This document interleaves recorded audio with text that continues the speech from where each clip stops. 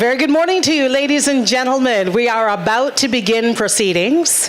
So as you take what you wish to your respective tables, we're about to get started. First, allow me to apologize for the temperature in the room. They were trying to work on the air conditioning unit, and unfortunately they were not able to get it done to the usual standards in time. So we do have some mobile units, and you will also see on your tables one of these cards, right? It does have specific instructions. It does say feedback. That's on one side. You can scan that. And then on the other side, it has the panelist bio. But after such time, the third use is this, and I find that it has worked for me, it can work for you, and it's very multi-purpose, and I endorse this 100%. But please do the scans on each side. Good morning and welcome. I'm Gaynell Marshall, pleased to be your host today.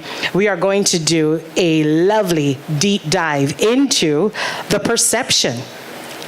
The power of perception.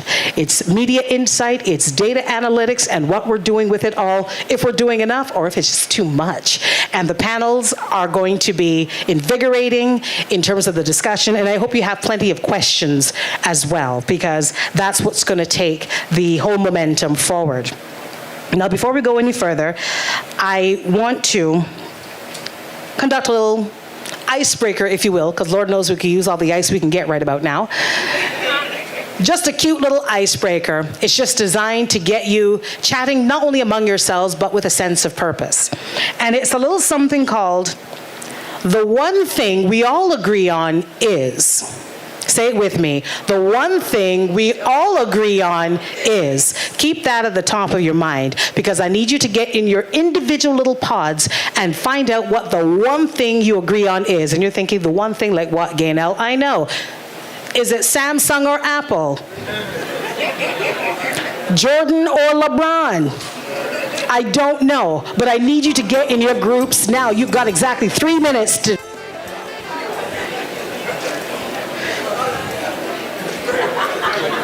Why are you not... Get in your group.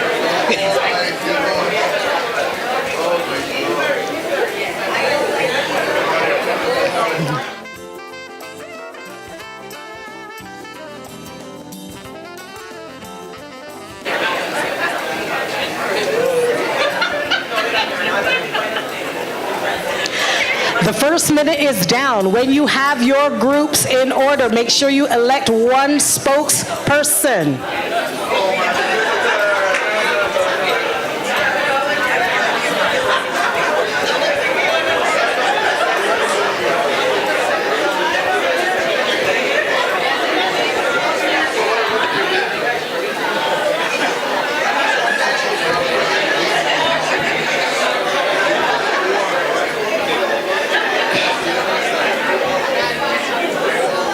Loving the engagement.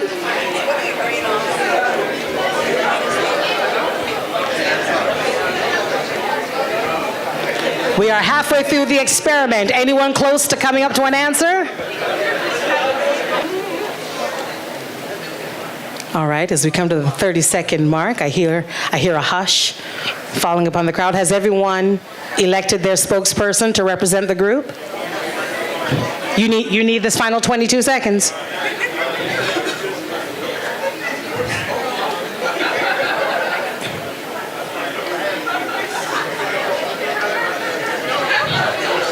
Ten seconds. 5 seconds.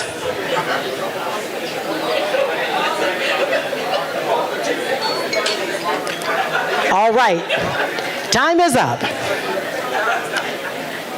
I'm going to start in the back corner over here. I want your spokesperson to rise, and you have to proceed. Your answer is with the one thing we all agree on is. Go ahead, Yvette. The one thing we all agreed on at this table is we expected a conference.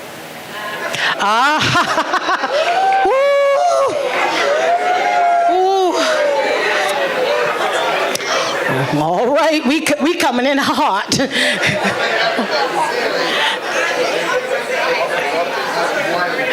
Yes, Yvette.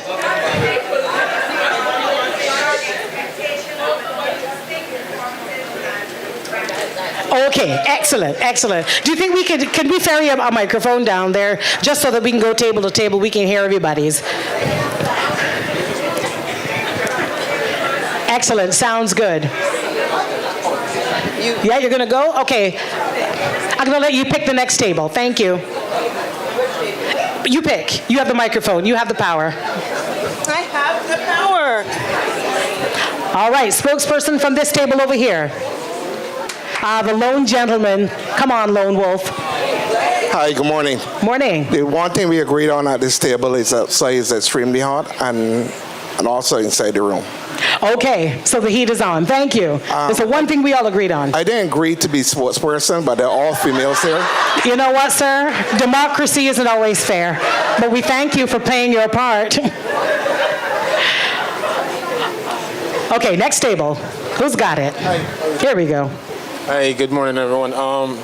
We all agreed on that the fruit was nice. I mean, it was a bit watery, the melon. But, yeah, Barbados is beautiful. That's what we all agreed on. Barbados is beautiful. We have all agreed. Excellent. Next table.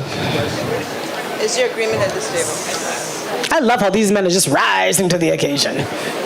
Yes, morning. Yes, I think we could all agree that it's very hot, but in lieu of the AC not working, we could at least get some fans. Okay, thank you. You see how helpful she is? Look at that. Huh? Look at that. Excellent. So far, the heat has taken over the room in more ways than one. Not a piece of ice. Good morning. Good morning. At this table, we all agreed that we enjoy a good chocolate cake.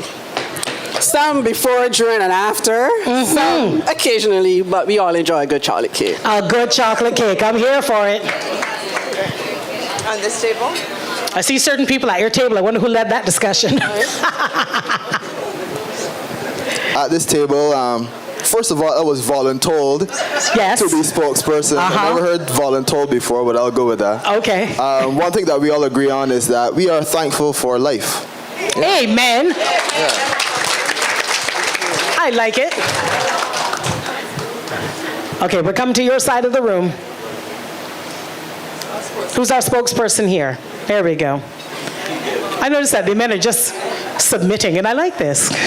Yeah, I guess I too was voluntold. So the agreement at this table is that it's hot, naturally, and that change is necessary. So we can change it from being hot to cold at any time you guys wish. Yes.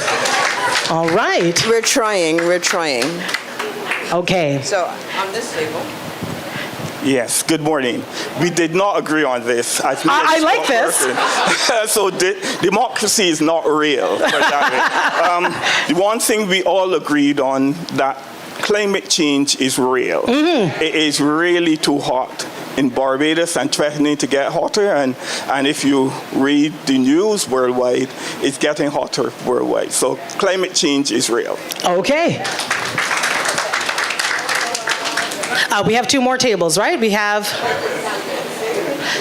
table right here, yes. Okay, good morning. And in the spirit of being voluntold as well, I think at this table, this is a bit of a CARICOM table, as we got Bajans and Trinis as well. We all agree at this table that the cost of living in the Caribbean is very, very high. Okay. Okay. And finally, our panelist table. And who shall speak?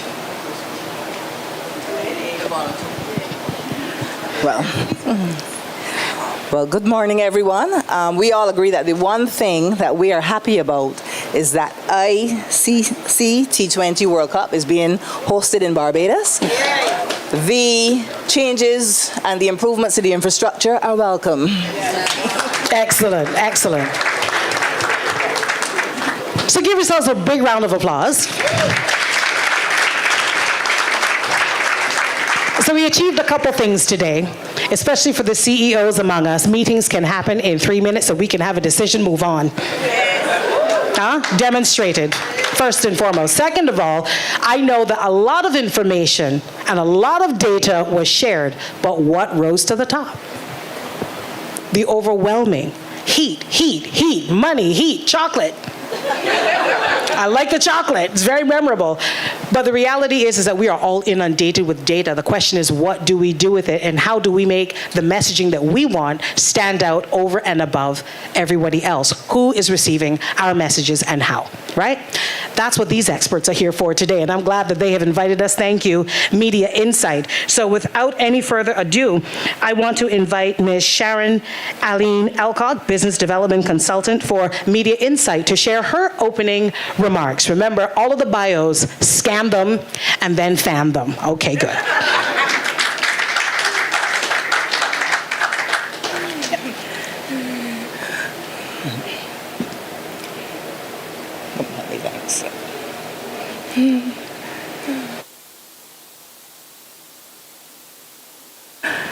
Thank you, Gaynell, for getting us started and for kicking off this session.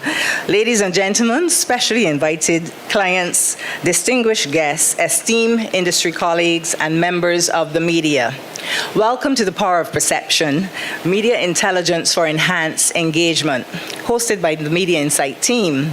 It's an honor to have you join us today for what promises to be an illuminating exploration of the dynamic realm of media intelligence and its profound impact on organizational engagement. Why this topic and why now, you may ask? It's simple, really. We can all accept that the way organizations and brands are perceived can significantly impact their success in various ways. As an organization, perception plays a vital role in building consumer trust.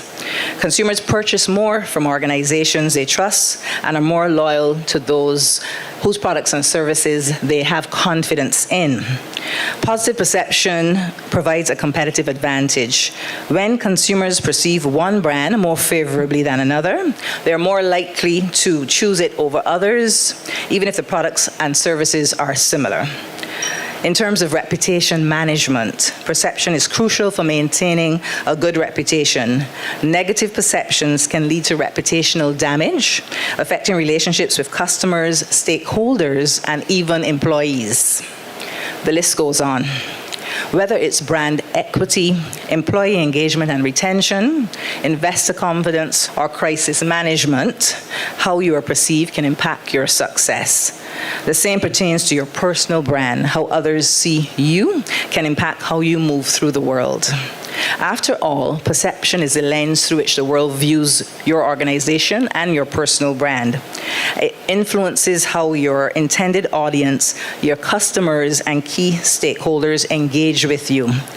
And that is why in today's media-driven landscape, harnessing the power of media intelligence is vital.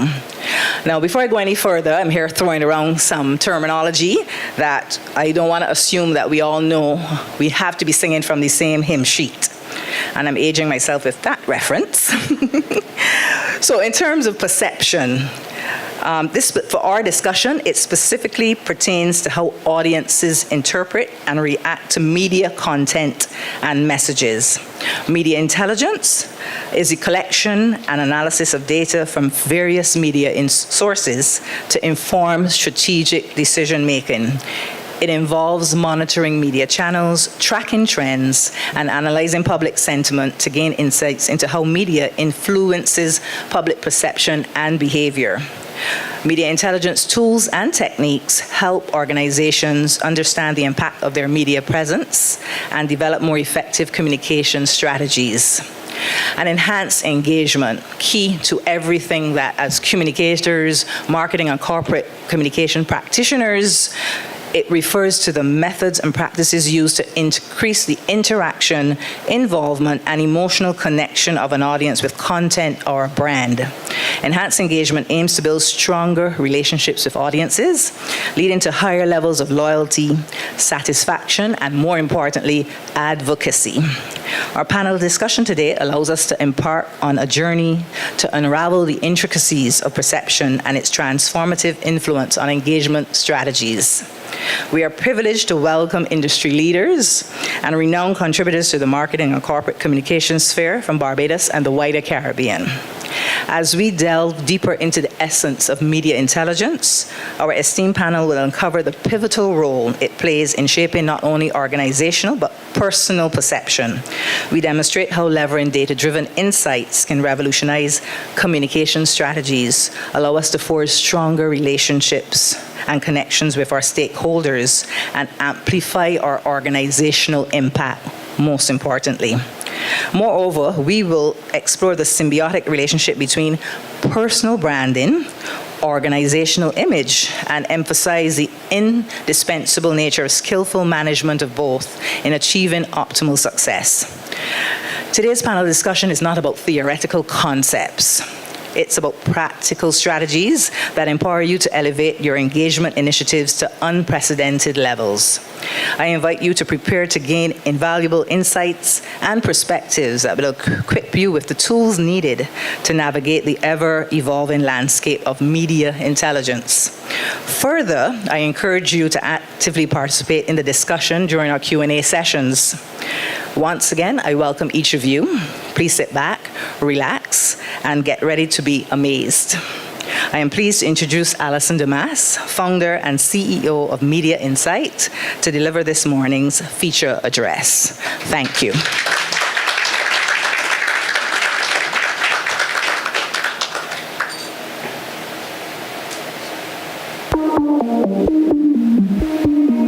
When we outside, it's an ocean of love. All that we align to the stars up above. Let we dance now, take a chance now. Come home. And we go talk till morning. So that's how I feel about being in Barbados. I consider Barbados my second home. I am a Caribbean woman, fortunate to be born in a household with two parents who were deeply committed to regional integration. And as a result, my late father, Trini, integrated with my mother, who's Jamaican. And we lived in Jamaica, Guyana. We lived in Trinidad for most of my life. However, I spent 2 formative periods right here in Barbados. So all the QC old girls, let me see you raise your hands. All right. And then let me see all the KFLUE alumni. All right, so you see? And it's great to be in a room where we do have so much in common because everyone here, communications, marketing, media professionals. So you see, we also have that in common.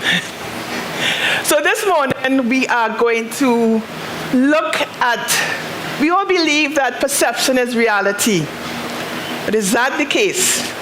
Sometimes we need to look below the surface and see what is the data telling us. So, although I know Sharon touched on it, what do we really mean when we say media intelligence? Well, it all starts with monitoring the media, whether it be traditional channels, still very strong in our region, particularly radio. Radio is king. Whether it be digital or, of course, social media channels. And we do that in order to know what is the public saying about brands, about organizations, about competitors, about industries, and about topics, right? And when we've collected that data, it's also important for us to measure it. We have to go beyond what I know, what I feel, what I like, right? We have to measure. We have specific measurements that we need to focus on, and certainly engagement is but one of those important measurements. And then the resulting data we then analyze, and we are then able to take strategic marketing and communications actions. So when we make decisions, it's based on information, intelligence, right? Very powerful in these times. Okay, if I can get this going, right, okay. And then what do we mean by engagement? So as all of us know, certainly when we're talking about social media, engagement refers to interaction. Interaction with posts, whether we like, we share, we comment. And it's debatable. What do you all think? Does engagement apply when we're talking about traditional media? Yes? All right, yes. I also agree. So in Barbados, one of the most popular call-in programs, Down to Brass Tacks, which we monitor very closely because everybody gets bashed on Down to Brass Tacks. So that's an example. You have traditional, but it's call-in. So traditionally, of course, traditional media is just sort of pushing your messages, no interaction. But like with call-in programs, yes, we can achieve that interaction. And then, of course, with online newspapers, yes, we can comment, yes. And even in the context of television, a lot of television now is on YouTube. So again, we can interact with the content. And engagement is an important metric because it indicates people's interest. So are they interested in what we are talking about, in the messages we are trying to advance, in our causes, or even in a commercial context, in our brands, our products, and the services that we offer? But engagement is not the only important metric. Sentiment is also important. So what do I mean by sentiment? I mean, what is the tone of the media coverage, right? Is it negative? Are you getting bashed on Down to Brass Tacks or in the Nation front page story, right? Okay, or is it positive? Like people are saying really good things, or you're evoking a really good feeling among your audience. Or, very safe place to be is what we refer to as journalistically neutral, right? Where one reports the facts. So today, I'm going to share with you some data regarding Barbados Light and Power. And why am I choosing them? Several reasons. Number one, they're a private company, and that's somewhat of an anomaly in the Caribbean because, you know, in Jamaica, we have JPS, which is government-owned. In Trinidad, we have Tech, also government-owned. In Guyana, you have GPL, government-owned. But here we have a private entity, and it doesn't have competitors as such because we treat our clients' data confidential, so we wouldn't want to share competitive data. But it's okay because there's not another, as yet, electric utility company. And also another reason is that when it comes to sentiment, let's face it, especially in the Caribbean, we love to complain about utility companies. Whether it be electricity, water, or even telephones, right? Yeah, we love to complain. And therefore, sentiment is a very important metric when we deal with electric utility companies. Right? And you would think a company like Light and Power would get a lot of negative mentions, not so? Right? Whether it be power outages, even if it's not their own fault, even if it's caused by a hurricane or volcanic ash, as we saw a few years ago, right, with the eruption of Soufriere, circumstances beyond your control, yes, you're still getting bashed, right? Also, in terms of, you know, service, customer service, sorry. Are you hearing me now? Okay. Also in terms of customer service, all right, fielding frequent complaints. And yet I think remarkably, Light and Power has done very well. So just take a look at what you're seeing on the screen, right? You're seeing those red bands? That's negative. But overall, 37% negative, is not bad at all. And then we have to dig deeper, right? And we realize that a lot of that negativity is coming from X, right? Formerly Twitter. And somehow, people like to, make a lot of negative comments on Twitter. But another important metric is reach. So yes, you can tweet something, but if you have 20 followers, who cares, right? Really and truly. That tweet is not really influencing public opinion, is it? Right? So again, even when we're looking at sentiment, we have to dig deeper. Let's look at the data, and it's available for us, right? So the message here, the takeaway, is take X with a grain of salt. All due respect to Mr. Elon Musk. Another way you can bolster engagement is through corporate social responsibility. And by its very nature, corporate social responsibility is positive. You get positive media coverage. Unless you're unfortunate enough where you might have misappropriation of funds, right? Or where you may be accused of identifying with a particular cause because it might be aligned with a particular political interest. But by and large, CSR is a great way, of course, of giving back, showing that you care. And it also increases engagement, as you can see here. So over the last 18 months, right, of the 97 media mentions about Light and Power CSR initiatives, look at the level of engagement, right? 14 times the amount of engagement. And all of that engagement, as we see, was positive. Another way, again, of bolstering engagement as well as sentiment is by having your messages amplified by authoritative sources. And even though a lot of people, all respect to Mr. Wood, thinks that newspapers are dead, newspapers have high authority. So people view them as being credible, highly credible. Yes? So in this case, it's not the nation, but we have Barbados Today. All right?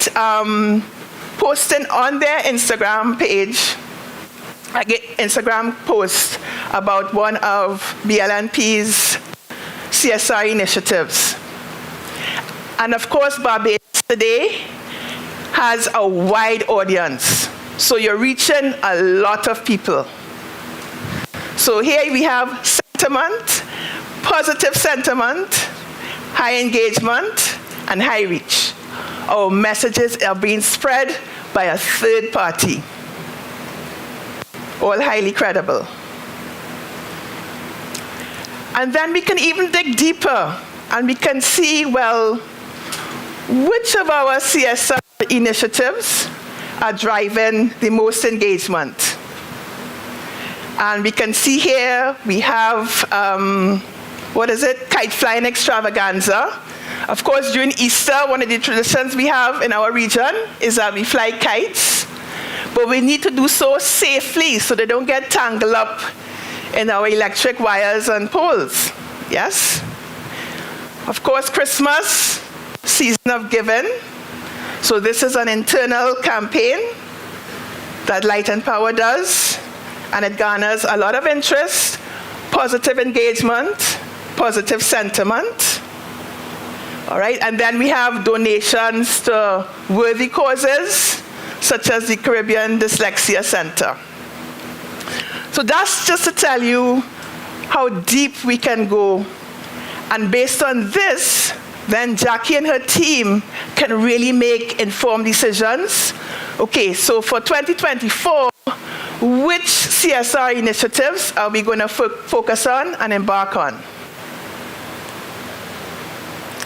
All right. Well, I wouldn't like to be in Mr. Roger Blackman's seat. All right? That is literally a hot seat. Okay? Because he is the main spokesperson. All right? And in the last 18 months, in fact, beyond that, right? As you know, BLNP has been going through a rate review. We had the Fair Trading Commission and the various appeals. You can't keep track of it. And he's the face of Light and Power. So what do you think his sentiment would be like? What do you think? Negative? Yeah, I think it's reasonable to assume it would be negative. Yeah? But, look at this. 0.4% negativity.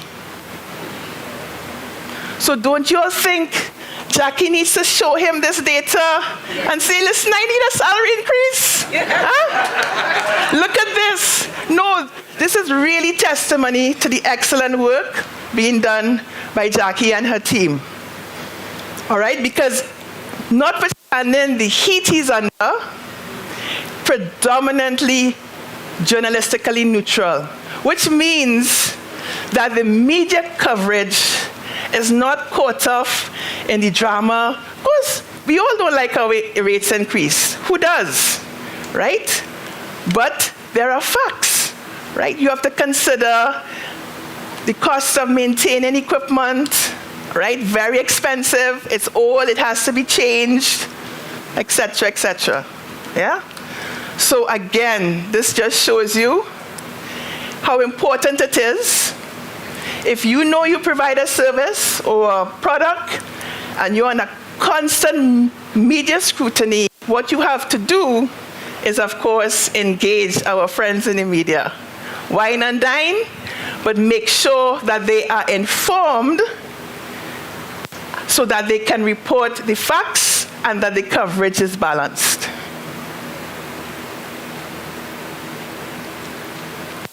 All right. Also very interesting, again, we see that in terms of engagement, most of the engagement is on Twitter, or X, sorry. However, in terms of reach, so the green and the purple basically represent newspapers, online news, and other online news sources, right? And again, we know that those would have wide circulation. So a lot of people are being reached with whatever messages are coming from the communications department. All right. Now, moving into the realm of political leaders.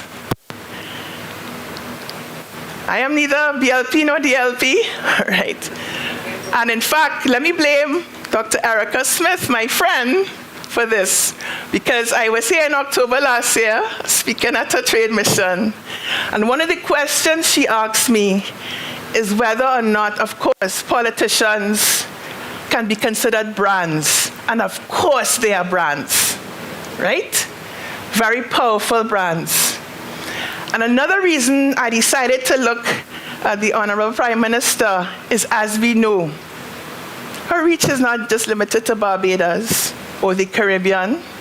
It is the world. She gets worldwide media coverage. Right?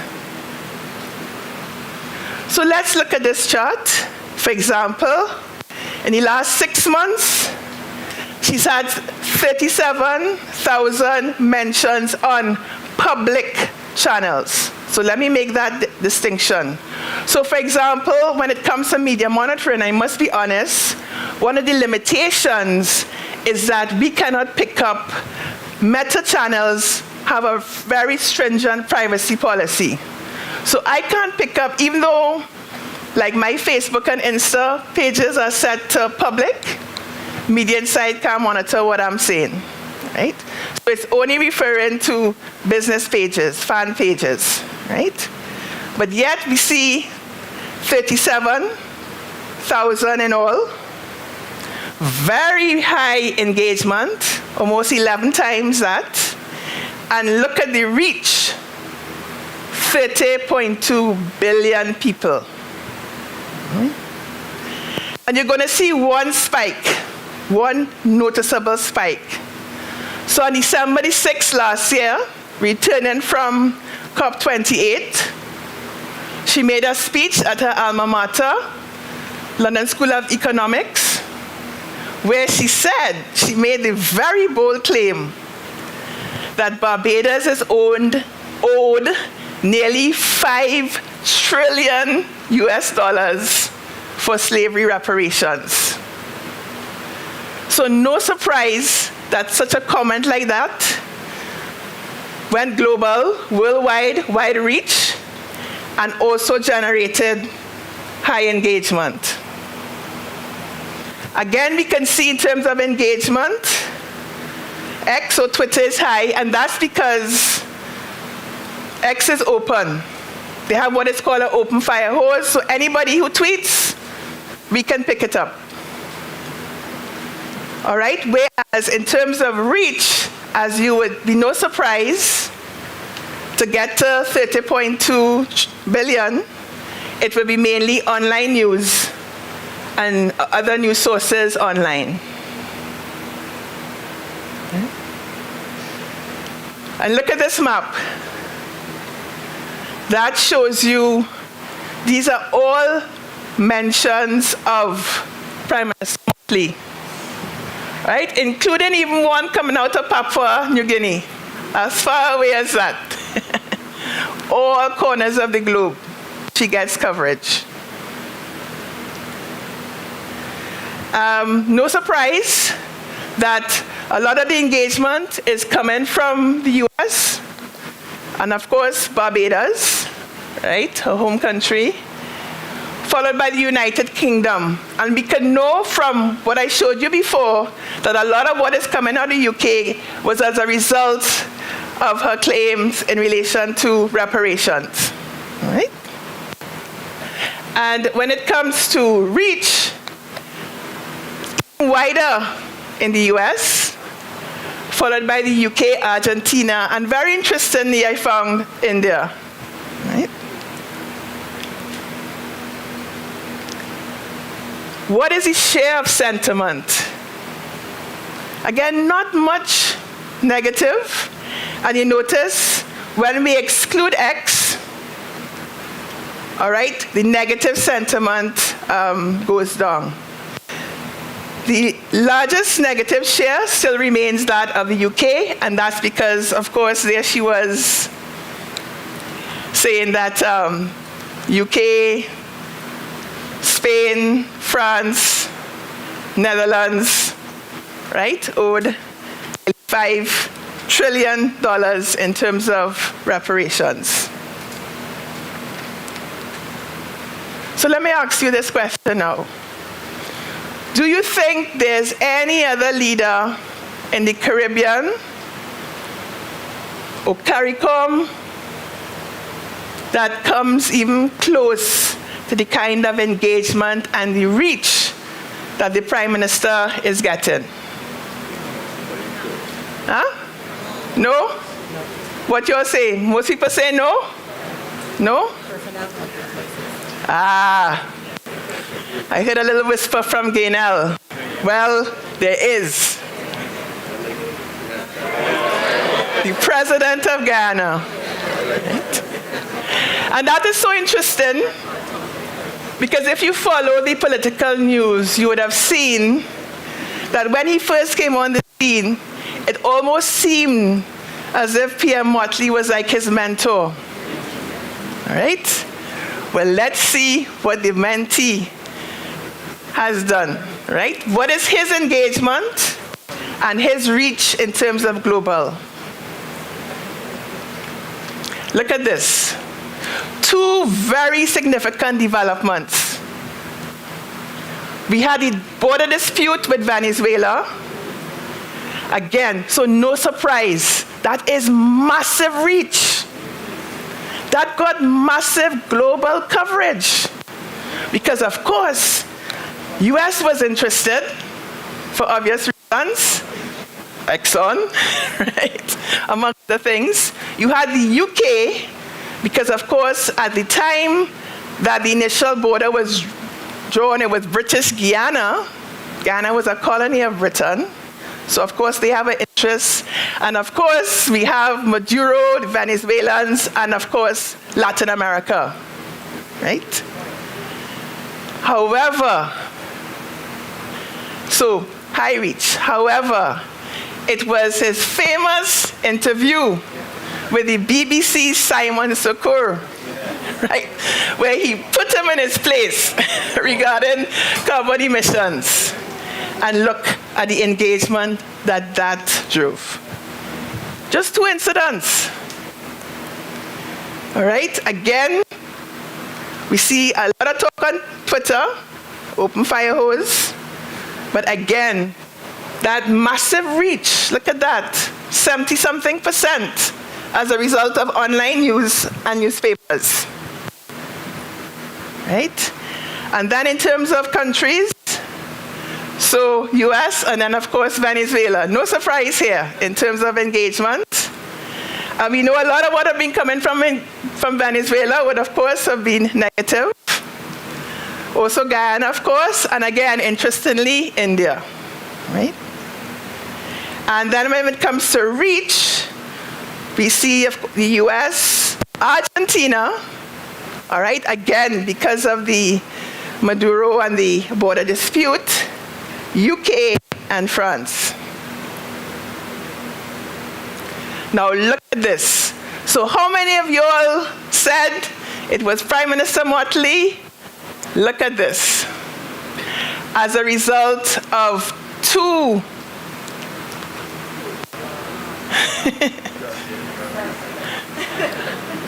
Now, let us see. This, of course, we will see what happens during the rest of the year, because we know we have some important international gatherings coming up. So we have, I know definitely the UN General Assembly, Prime Minister Motley normally gets a lot of attention there. And then in Afghanistan, if they allow media coverage, we have, of course, COP29. So the tables could well turn.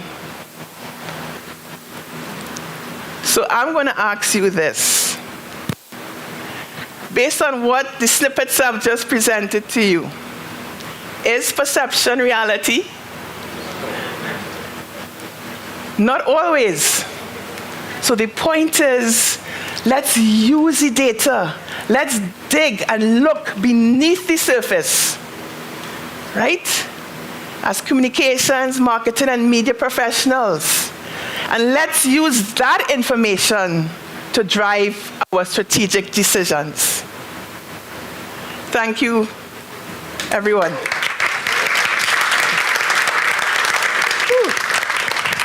As you all can see, I'm sweating. Heat in the place.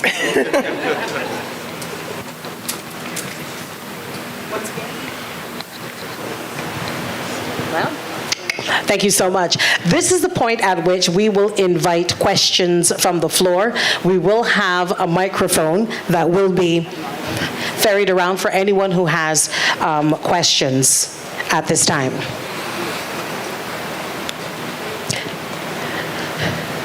Dr. Smith has a question. Yes, Dr. Smith. Could you stand? Thank you. Sorry, Alice. That's fine. You might give me the idea for my next speech. Two comments or questions. Yeah. One is the ability to take the data and manipulate it. Mm-hmm, mm-hmm. So, of course, there's a positive use, but yes. I can see where it can be used for manipulation. Yeah. Mm-hmm. And secondly, in terms of the scope of services you offer, so we have ICC T20 coming up, for example, mm-hmm, mm-hmm. And I can see where you could have impact assessments done and to understand is the impact and the investment, say, made in Barbados compared with that in Trinidad or something. How does it compare? Is it positive? How deep is the impact and how is the public perceiving that? So I just wanted, and I'm not a plant to ask to ask questions, but I have been discussing impact assessment with Alison, so I do have that interest in hearing your response. Thanks. What was the first comment again? Manipulation. Yes, and in fact, I think recently there was an incident involving Vic Fernandez, Capital Radio, where an interview he did with Sir Ralph Busy Williams, right? Was manipulated, and he had to issue a disclaimer. No, you know. So definitely, and you're right. If the data gets into the wrong hands, of course, it can be manipulated, all right, to skew in terms of a certain view, which is why, as organizations, you need to get on top of the data. And, you know, there's data freely available. Sure, I'd love you to subscribe to Media InSite, but you have Google Alerts and Google Trends. Google Trends is a free tool that allows you to do so many things, track competitor intelligence, etc.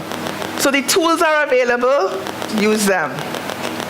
And in terms of impact assessment, one of the things that we do is very often, so we would act for sponsors of events, and we are able then to show them, certainly in terms of media coverage, whether it be paid media, advertising, earned or owned media, whether they're getting that ROI based on the amount of the investment.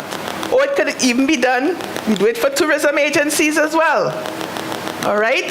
So that, you know, BTMI will be able to see, was this investment, did it really bring returns, increase visitor arrivals, and all the spin-off effects of tourism? So yes, definitely, you can use media intelligence for the purposes of doing impact assessments. Yeah, for sure. Excellent. We'll take one more question from the floor before we introduce the panel for our riveting discussion. Oh, gosh. Thanks. Good morning, Shane Jones, Communications and Information at the Barbados Workers Union. First of all, let me say I enjoyed the presentation. There are some things that you said that made some wheels spin for me when you said perception is not always reality. And I felt like perception can alter reality, because a lot of the time public perception drives fear, and fear drives action, and then action will alter reality. So I guess the gist of what you're saying is when you said to use the information, sometimes when there is public perception that is negative, and then obviously you want to act, and you're saying, you know, hold the beat, use the information, and that inform your actions. However, what happens a lot of time is in that space, because the information will take some time to compile, especially if you want to get it accurate, so you can move on the most accurate information. Sometimes you have it before, but other times there's something specific that comes up that you need then to get the information.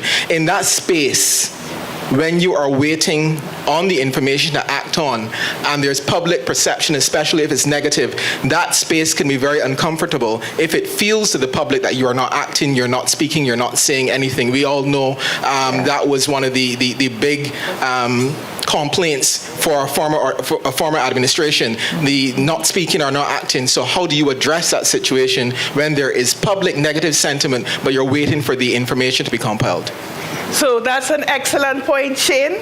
And with Media InSite, we provide real-time data or near real-time.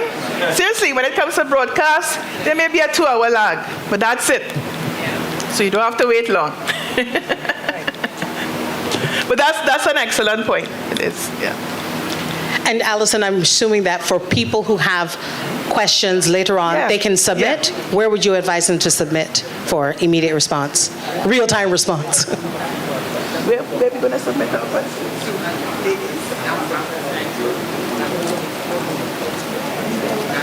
Yes, so... Here you go.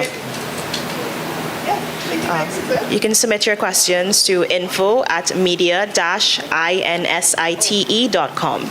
Right, so info@media-insight.com. Thank you so much. Once again, give it up for Allison for a very insightful presentation.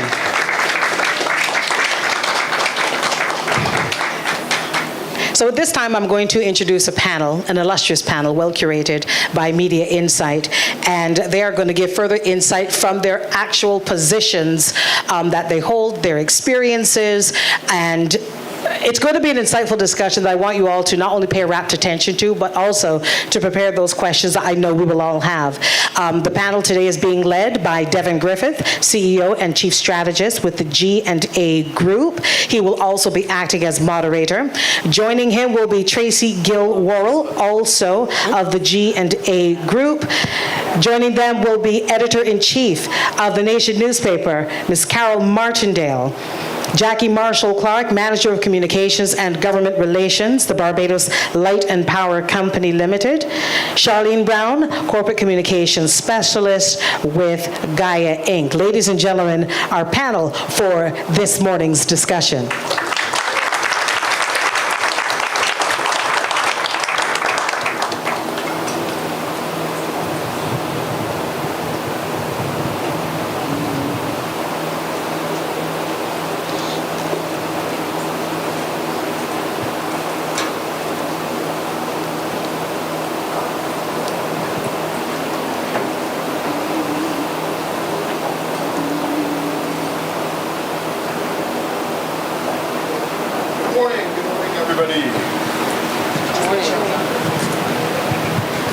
Testing.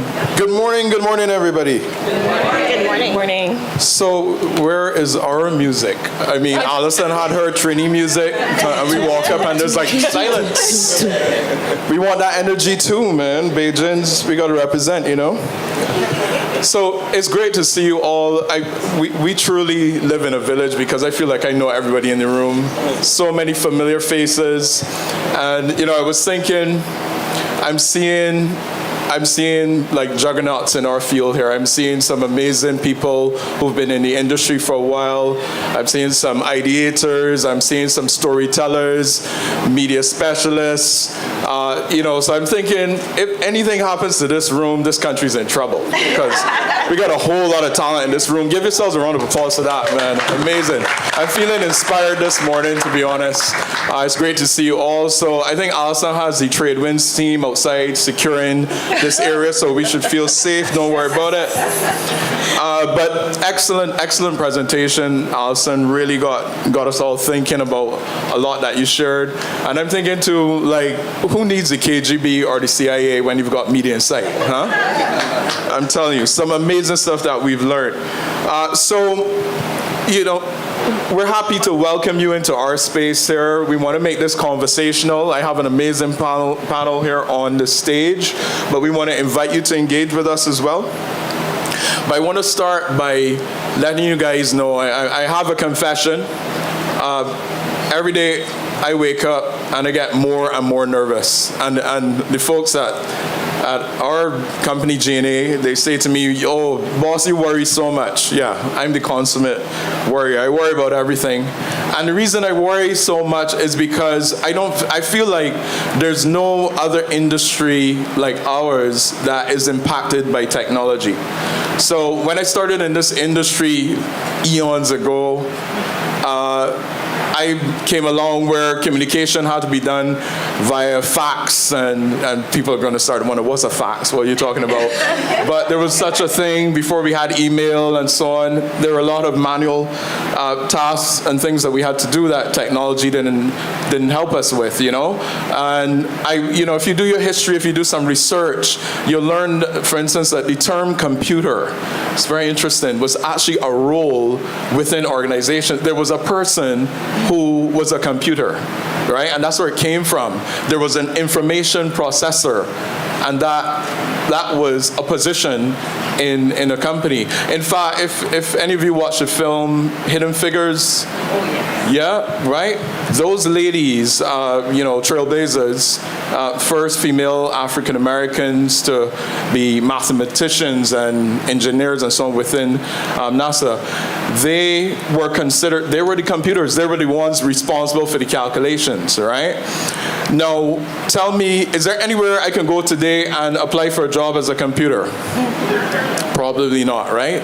So now you see why I get worried, because we've seen so much change. Like, the change is just dramatic, and I feel now like we talk about, you know, quantum computing and so on. The pace of the change, it's so hard to fathom, and that worries me. That it makes me wonder, like, if in 2 years we can come back to this room here and still be relevant and still be as important to this country as I feel we are today.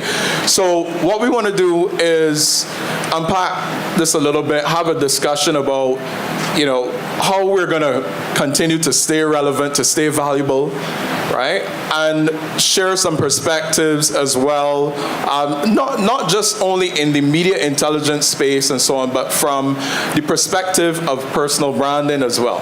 Because to me, the goal for all of us should be to compete with this AI and to compete with this technology, right? And not to become redundant. Because as I said, we're all some amazingly talented people. So we have to continue to be able to find, you know, where our sweet spot is in terms of everything that's happening around us, right? So we don't have to be afraid of the technology and worry like me, but we can embrace it and be a part of that change. So that's just to kind of frame the discussion that we're going to have.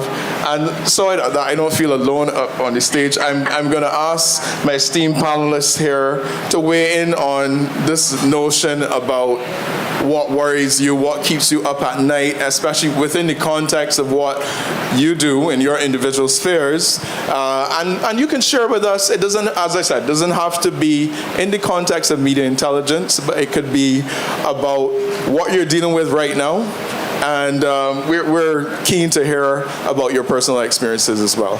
So I'm not going to put anybody on the spot, but Jackie is giving me like a little hint there, so I think we should start with youth. So Jackie. Thank you for that. Yes. Let's make sure. You hearing me? Hearing me well? Okay.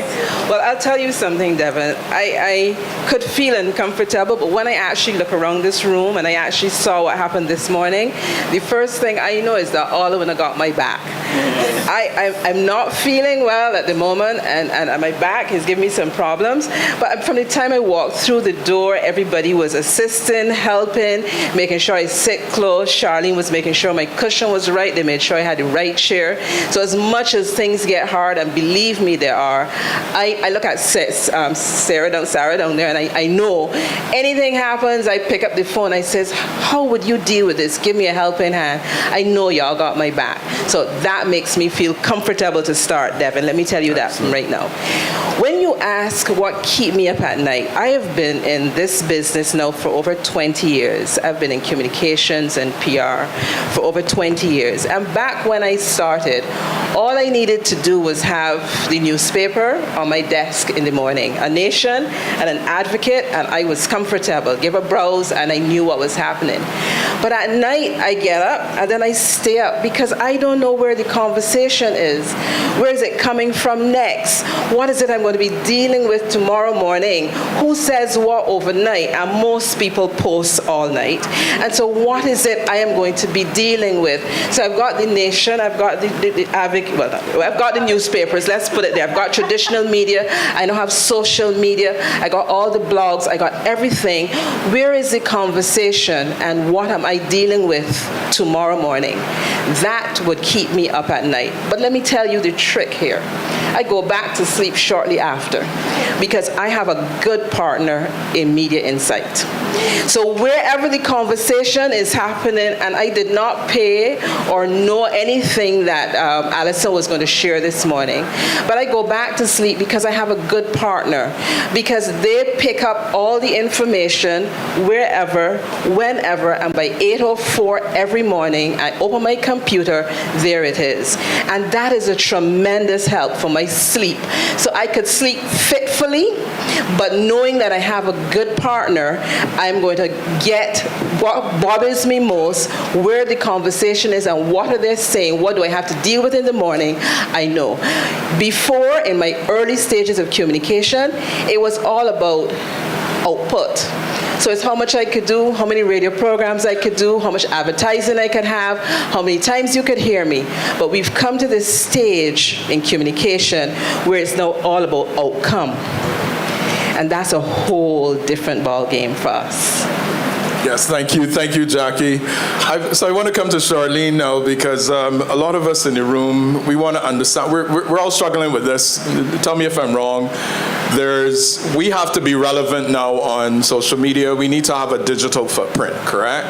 But where do you find the time to keep up, to post? And then how do you know what to post to make sure that you create that appeal that you want to have for that next employer, maybe that next hot date or whatever. So now it's like, it's not just about the in-person interaction and what I do and how I dress, but it's how I present myself in these scenarios. So tell us in that context, what worries you, what keeps you, up at night to stay relevant in that space?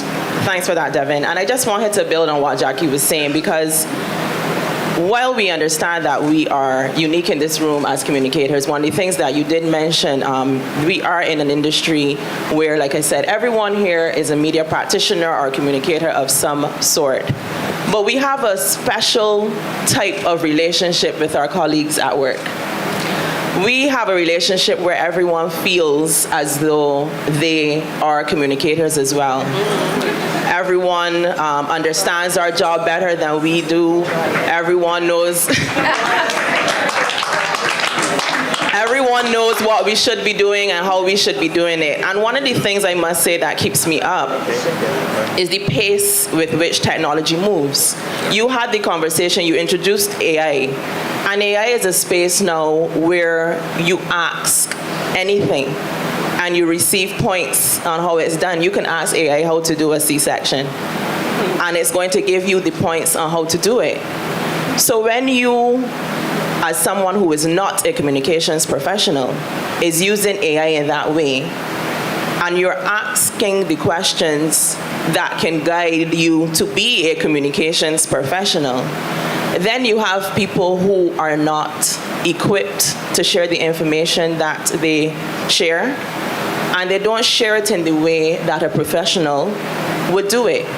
So in my capacity as the communications specialist at the Grantley Adams International Airport, a space where security is very important, and the management of information and how it impacts on tourism, that's one of the things that worries me. Because as you mentioned, we have people who like to post in the wee hours of the morning, and that seems to be their job. We live in a negative space. That's just the reality of it. We made a lot of mention about Twitter this morning. And I must say, I make an effort to keep away from Twitter. I don't put the airport in that space because I understand how that space works. I understand what their objective is. And someone who is not a professional may not have that approach and will end up doing more damage to the brand than good. So that's really one of the things that I must say keeps me up. In a personal conversation now, as someone who voices ads as a voice talent and so on, we're still speaking about the AI. I must bring in a situation that I had recently. I was approached on LinkedIn a number of times actually to record some ads for some company somewhere away. Don't know anything about the company. And what I wondered, was this legitimate? We heard the conversations about, somebody's using AI to sound like you. So what was going on in my mind was, are they trying to farm Caribbean voices?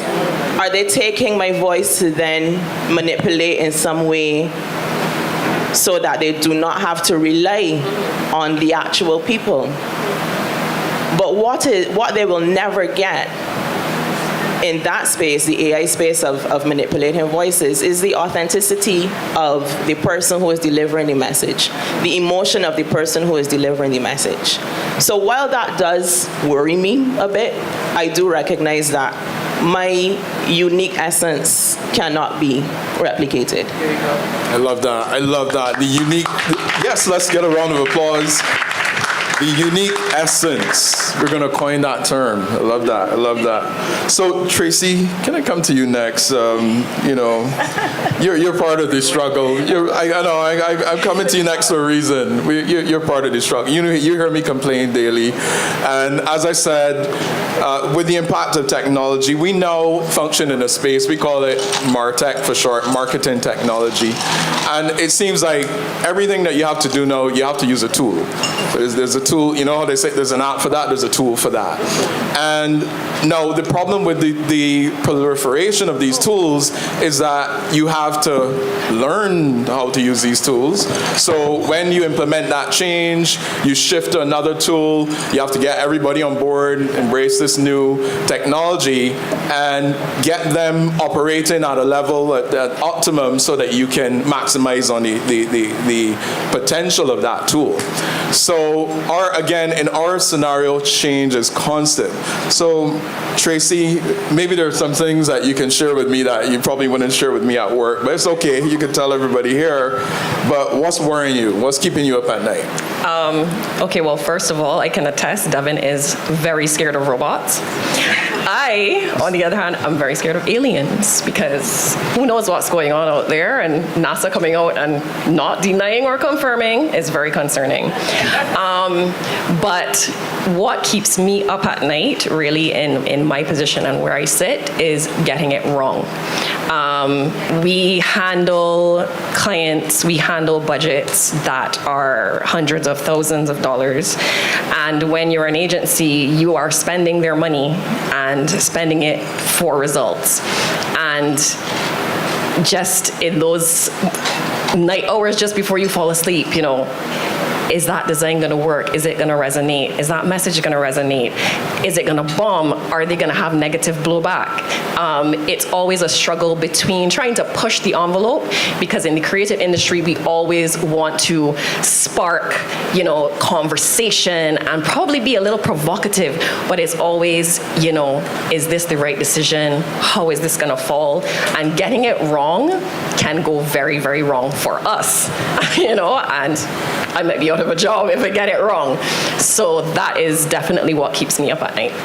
All right, good to know, Tracy. Good to know. I'll keep that in mind. Excellent. So Carol, we're going to end this bit of conversation here with you, and there's a reason for that, because we know you have some influence, right? We know you sit down with prime ministers and presidents and so on. You're pretty well connected. You know some people. So, but with that, I'm sure comes a lot of pressure, like tremendous pressure. You're the voice of the nation. You know, we were talking about this earlier, and that pun was intended. So we were talking about the fact that you're like an open repository for the complaining that we spoke about earlier. Everybody's coming to you, letters to the editor, and they want to get their message out. And you made earlier we were having a conversation, a sidebar, and you made an interesting observation. You said, like Tracy, you know, it's so important to get it right, to represent those views in the right way. And then you started to share with me what really keeps you up at night. And I found that very fascinating. So I'm going to give you the opportunity to share with our audience and tell us a bit. Thanks, Devin, and good morning to everyone. Which part was interesting about what's keeping me up at night? My television programs? Because I wasn't sure, because the reality is I work very long hours, and by the time I get home, the truth of it is I have to unwind. And therefore, I scroll through Instagram, which I think is very mindless. And I also watch a lot of television, sometimes until 2, 3 o'clock in the morning. So that really, in essence, is what keeps me up late at night. But no, on a serious note, you're right. The nation has a major responsibility. We are, and this is not Allison perception, this is the reality, we are the #1 media company in the island. I remember when I was at school in England, there was a book by, I think it was Richard Seaton, I think. With power comes responsibility. And I still have it in my office right now, and that really is a guiding light for me, because as a media organization, and certainly at the nation, we have to recognize, and we do recognize daily, our responsibility to our various publics. Now, one of the major things, and Tracy, you sounded like how I feel and how I sound almost every day. We have to get it right. There is a responsibility for us to get it right at the nation, because one, our public not only deserves it, but our public demands it of us. I also think as a media company, we also have the responsibility, if we do get it wrong, and we're human, guys, we will. It's not AI-generated stories. It's not robots writing stories or doing interviews. So unfortunately, we do get it wrong at times. But I also think part of the credibility and responsibility demands that we correct it. We own the error. We don't like making errors. So, you know, I don't want anybody to sit down and feel, oh, they're always making errors, and, you know, it's okay. It's not. I see Deborah here, and Deborah knows it well, you know, and we own it. We own it. We try to make amends as best as we can. We apologize. We do. Oftentimes, you may see a clarification or correction, and that is us taking our responsibility very serious to our public. The reality also is, when I go to bed, when I finally go to bed, when I wake up on mornings, it is a case of, okay, I hope we got everything right. And what you may or may not know is, in checking, it's not just the story, it's the fine details, sensitivity, making sure we didn't offend or say something that could offend somebody, which means when you are doing your stories, reporters and editors, we have to copy taste. We have to, there's so many things that go into the whole production. And you want to make sure that next day that you didn't offend, even if it was not intended. It doesn't matter. You've offended somebody, so you don't want that. You certainly don't want the errors as well. Before, we would only focus on the newspaper. Jackie talked about, you know, before you would only have the newspaper you were reading.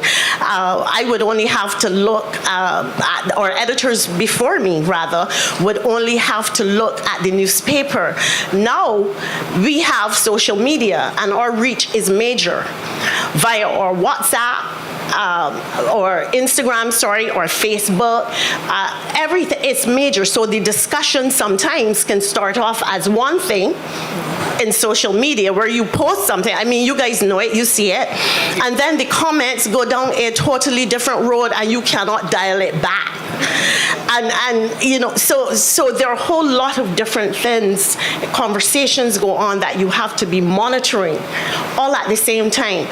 So yes, that keeps me up, and that sets the tone for my day, basically. Wow, that's amazing, that's amazing. So as we're learning then, clearly our brands are not always our own, because if we can share information online, and we're trying to connect with audiences, but sometimes the audiences are having a conversation without us. You know, they're speaking to our brands or representing us on their terms, you know, and sometimes we don't have a say in the matter. So clearly understanding that audience, and you know, it gets so tough now because we're dealing with new generations. You know, now there's Gen Z, there's Alpha, and if any of you have young kids, you know, it's at the point now where you don't even understand them. They have to explain things to you, right? So being relevant in that context with those audiences is quite difficult. So Carol, I want you to do me a favor based on that. Then we want to understand, how do you cope? How do you leverage this amazing technology that Alison spoke to us about earlier, where, you know, there's a lot of data out there, but the key thing is the data interrogation and interpretation and so on, to make sense of everything that we're learning, so that you can and then stay relevant to your audience. So what's the secret? How do you use Media InSite? I want to go back to a point you made in terms of the different conversations, and sometimes you don't actually get to contribute to them, and because they spiral out of control, and they do so quickly on social media. I think it was Jackie I was also telling this morning, I think it's important wherever you sit, whatever company you're in, it's so important to recognize the importance of your company and what you do, and to stay true to that. There was a time, and I see our CEO here, so I have to be very careful, as well as our head of advertising is sitting, so I have to make sure I don't share too many secrets. But I think it's important to not get bogged down with a lot of the negativity. Because wherever you sit, it's not just about the nation, whatever company you're in, we face negatives on a daily. And we can't get pulled in or sucked into that dark hole. Because what happens is you start to hold your head down, not physically, but inside, and you don't feel proud of your company. I'm a Proud Nation employee. I really am. I've been with the company for more than 35 years, I think, and I believe in the nation still. When I don't believe in the nation is when I think I need to go. But I do believe in the nation. There was a time, some years ago, it was almost so many negatives, from within and from without, as they would say. And I think what buoyed me was going out and hearing comments. You guys are still doing a good job. Stick to it. You guys are getting there. You're doing well. I know there is some negativity. Monday I was in the supermarket, and one guy came. I know him. He works at CDB. And he said, and I'll be blunt and frank. He said, y'all need to be more careful. You had a picture of the CDB, this is on the e-paper, a picture of the CDB former president, and it came up with the picture, with the story of the main story, which was about the Bar Association.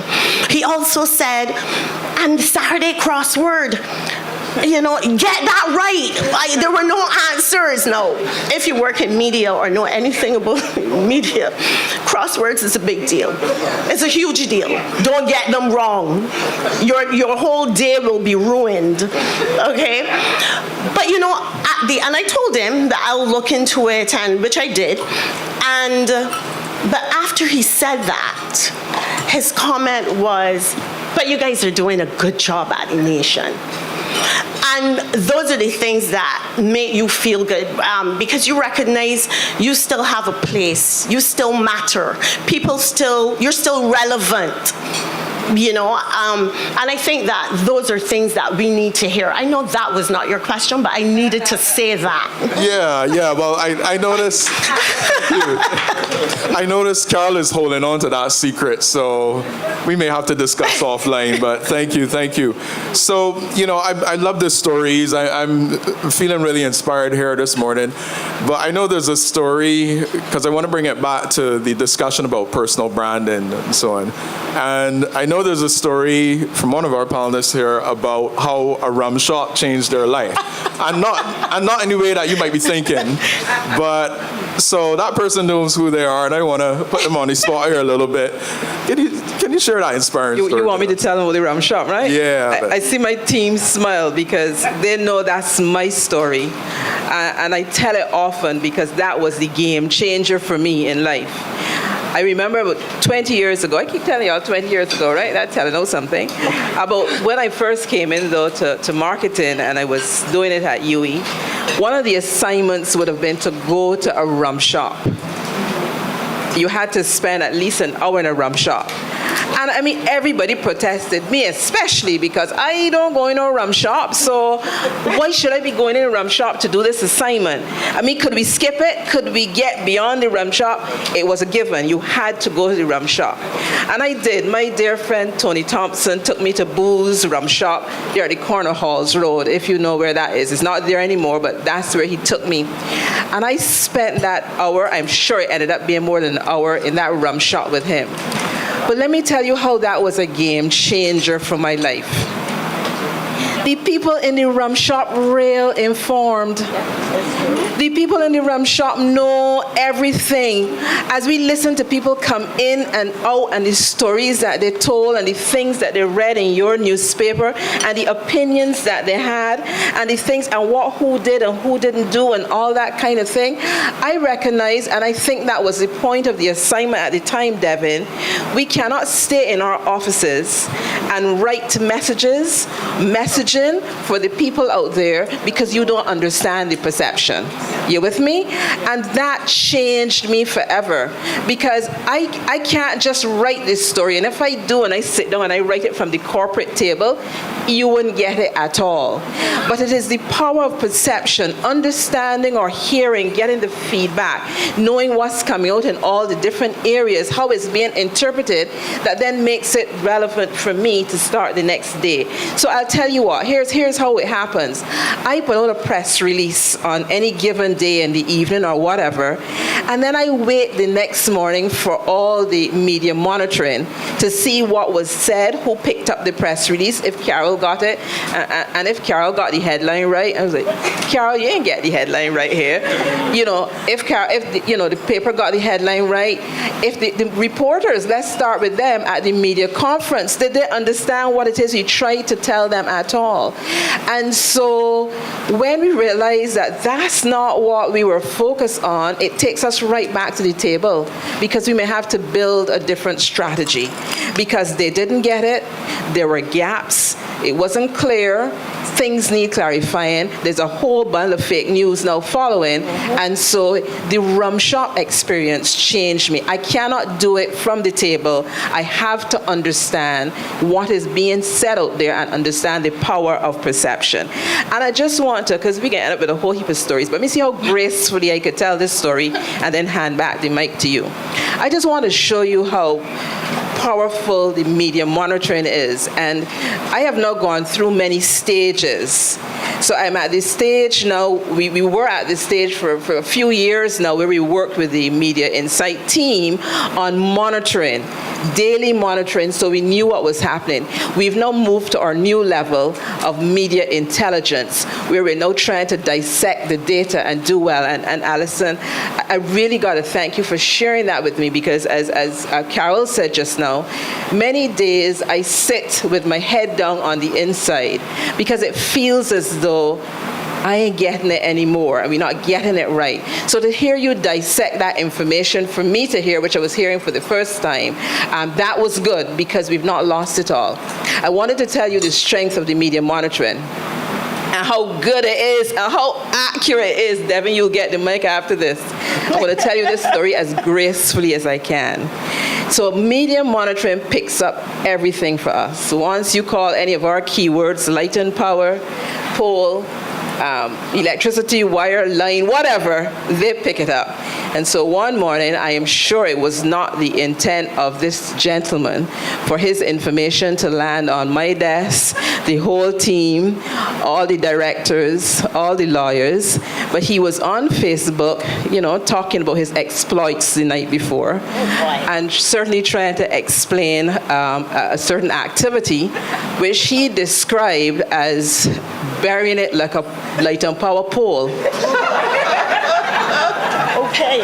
He would not have known that my media monitoring was so good. You with me?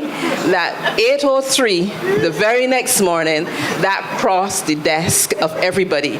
So just that little story to tell you that my media monitoring is accurate, sharp, and I depend on it to understand what people say, talk, and think out there, so I can proceed to the next step and stay as relevant as I can. Wow. Devin, before you you go on to the next question, please. Thank you for keeping that graceful. I just wanted to build on your point of really the importance of perception.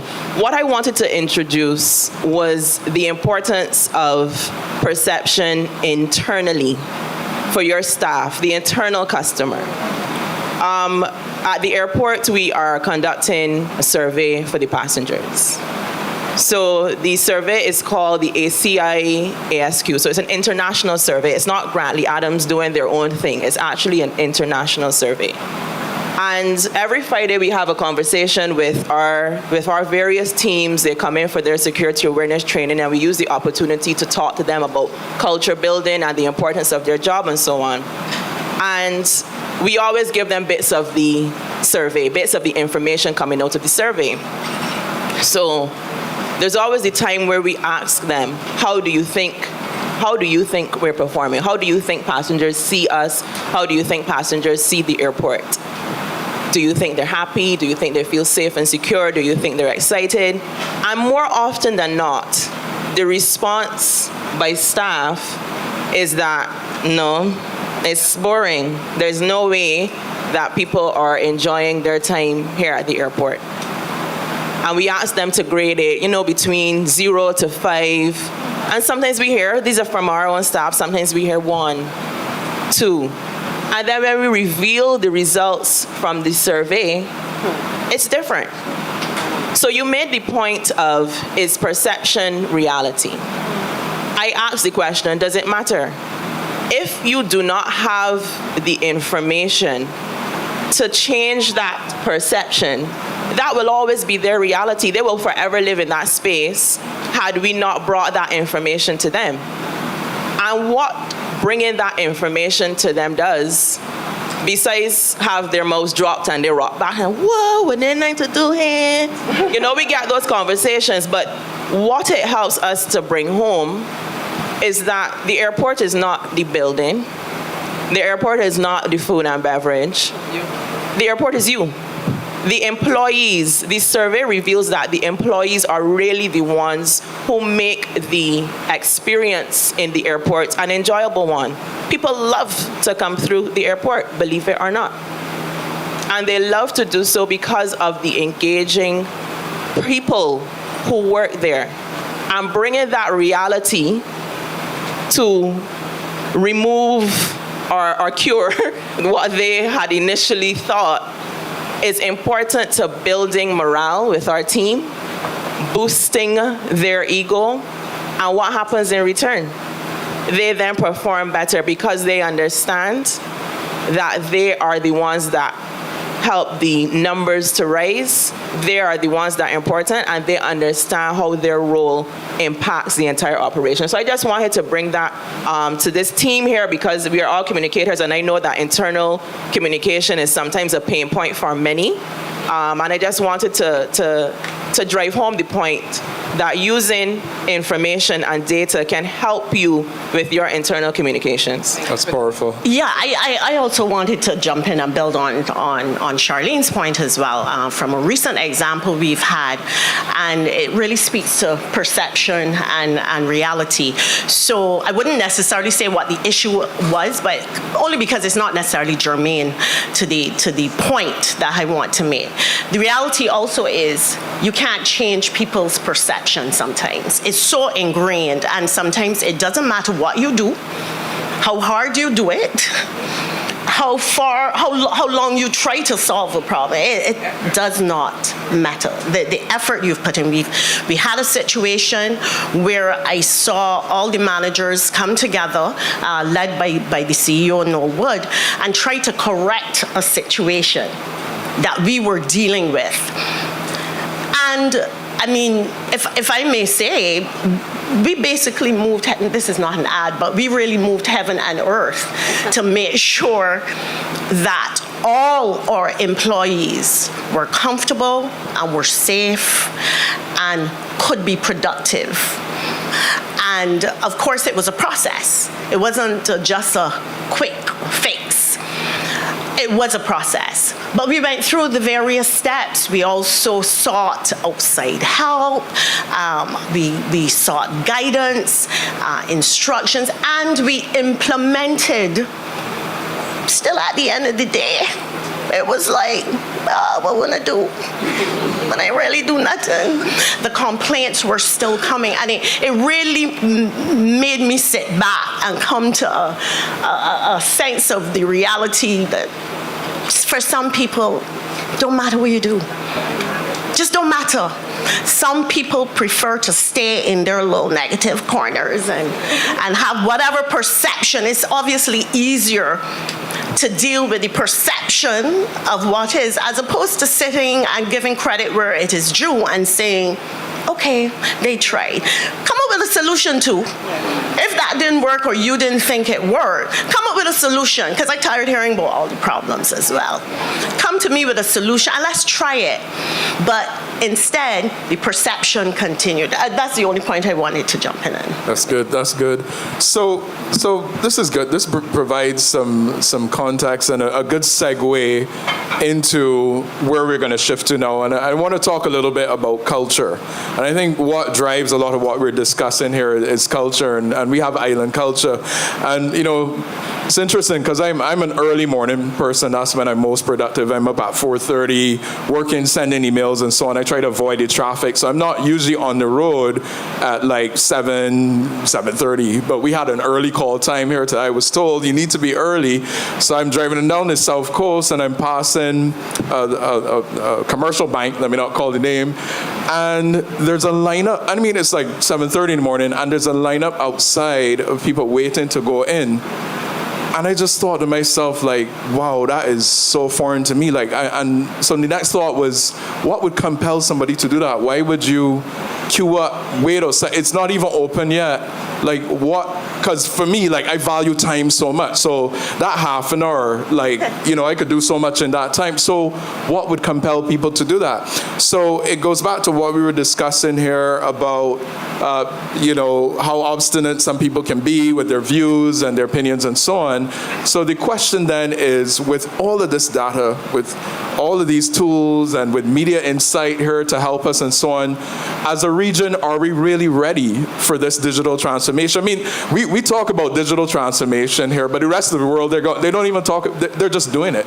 That's the norm. But we're still talking about digitization and moving people, from in person to online, and so on. We're still having these conversations.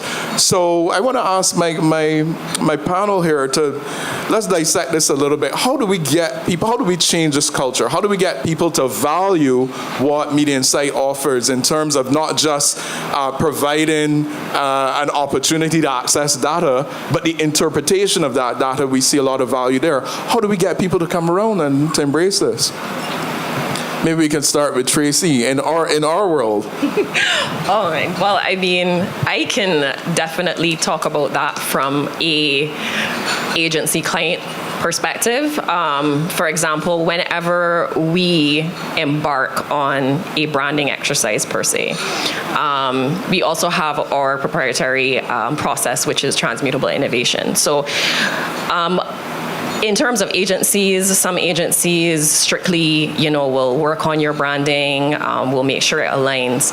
But what we do is we actually want to go into that company, and we want to know on the ground how the internal stakeholders feel about the brand, what the perception is there. We do perception studies, and then we also use the Media InSites to find out what people on the outside think.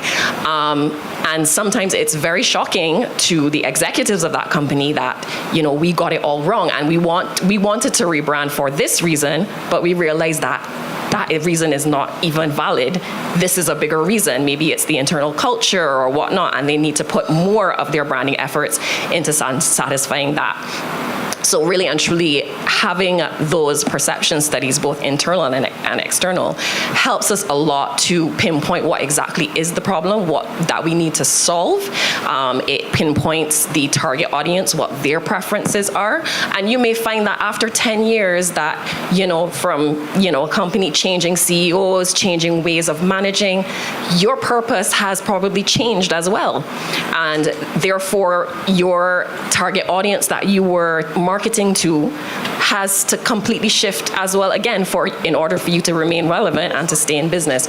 So those insights really help us at the beginning to set a base point and say, we are here and we want to get here. And of course we do that in a discussion. It's a very collaborative process with our client to say, is this what you want to achieve? Here is what we understand, and are we correct in assuming that you want to get here?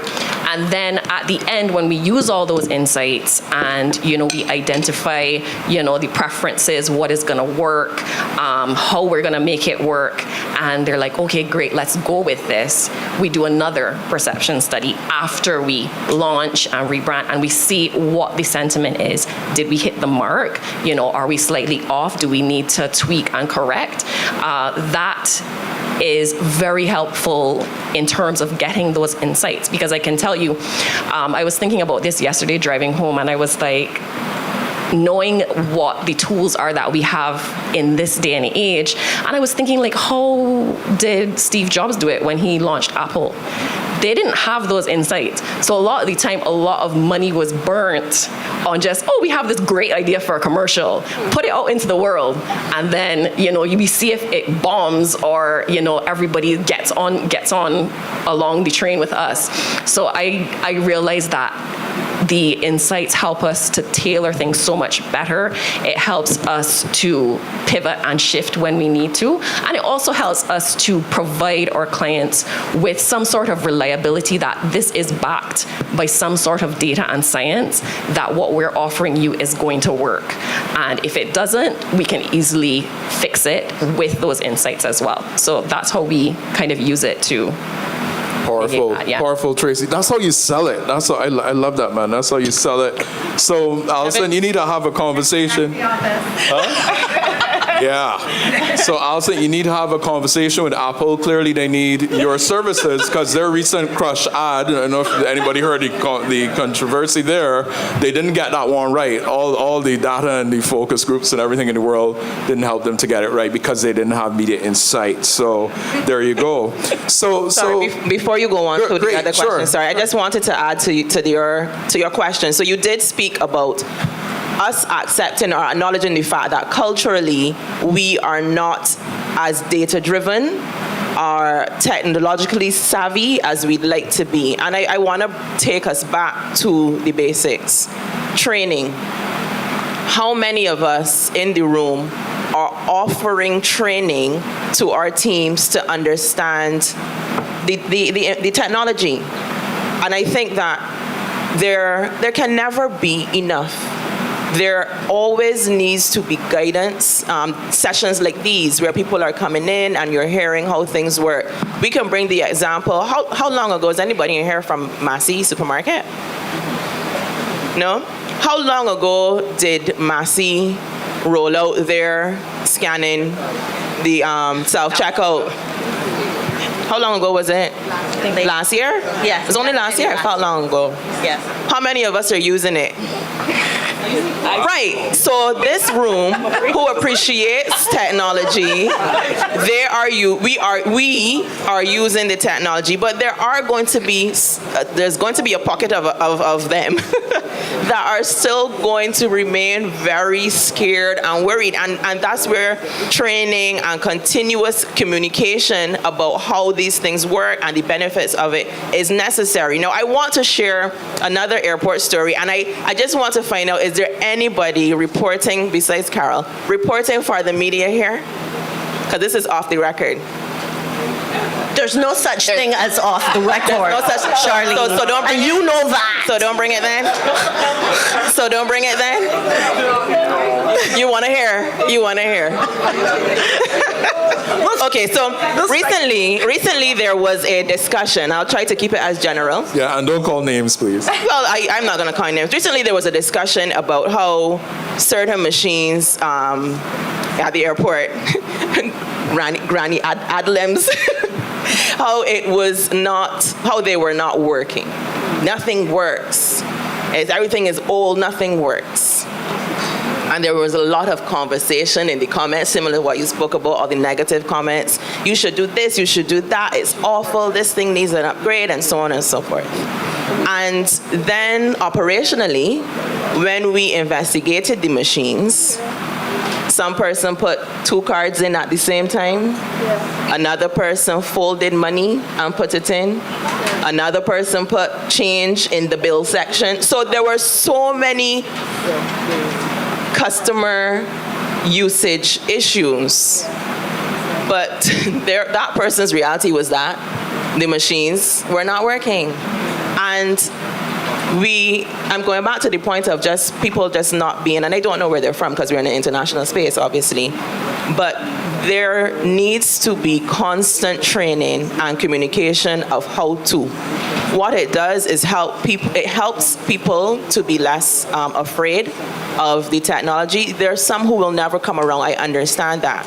But if we continue to talk about it, have the discussions, do the training, provide the communication, step 1, step 2, step 3, step 4, that is how I think we can manage moving forward, progressing a little faster as a data-driven and technologically savvy environment. Love it, love it. That helps, that helps. So we want to be able to offer the opportunity for you to ask some questions and interact with our panel here. We're going to wrap up this segment shortly. But before we do that, quick, I want to allow Jackie, I think Carol may have one more word, but I want to allow Jackie as well. Tell us, how do we change the culture? What do we need to do? I was hoping that you'd let me go under the radar. At my age and stage, I would just like to bury my head in the sand and get out. But I can't. I see my team smiling because they know that I talk nothing but retirement at this point. Because it just feels, it just feels so much and so heavy and so burdensome. I've been here for some time. I am with an organization that is going through much. I see all my friends at the table there that understand where I'm going. So for me, it is quite a lot. And then when I look at the stakeholders, they just get wider and wider. It's staff, it's customers, it's the influencers all on social media and all that. It's the government, it's the regulator. And I could continue. The list of stakeholders just get wider and wider and wider for me. And then we don't stop. The data is now increasing. It is much. So all I can tell you, Devin, and tell everybody from my perspective, I've been here for some time, and what I am trying to do personally. So I am trying to stay relevant for my company to make sure that when the data is dissected, I could hear good information like what Carol gave today. I'm trying to make sure I have the right team around me, because it's not me alone. I can't do it, and I'm happy to acknowledge my team members here today. I have Nicole. Nicole, just raise your hand for me. And there's Cassandra and Samantha.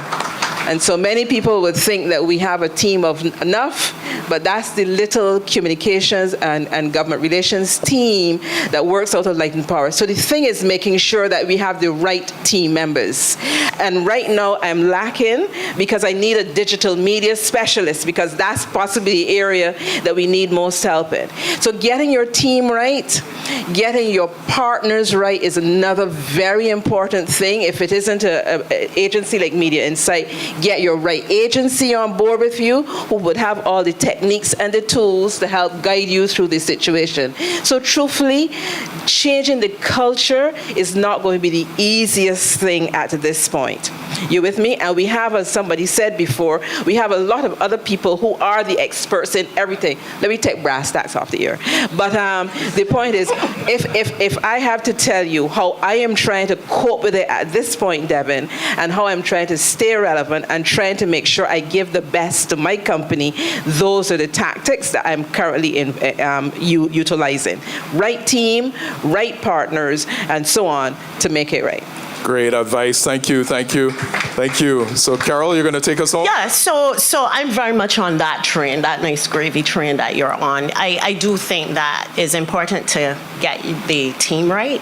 And I'm not ready for retirement yet. I don't want to be under the radar yet because there's still a whole lot more I believe I have to contribute to the nation. There's so much more we have to get right.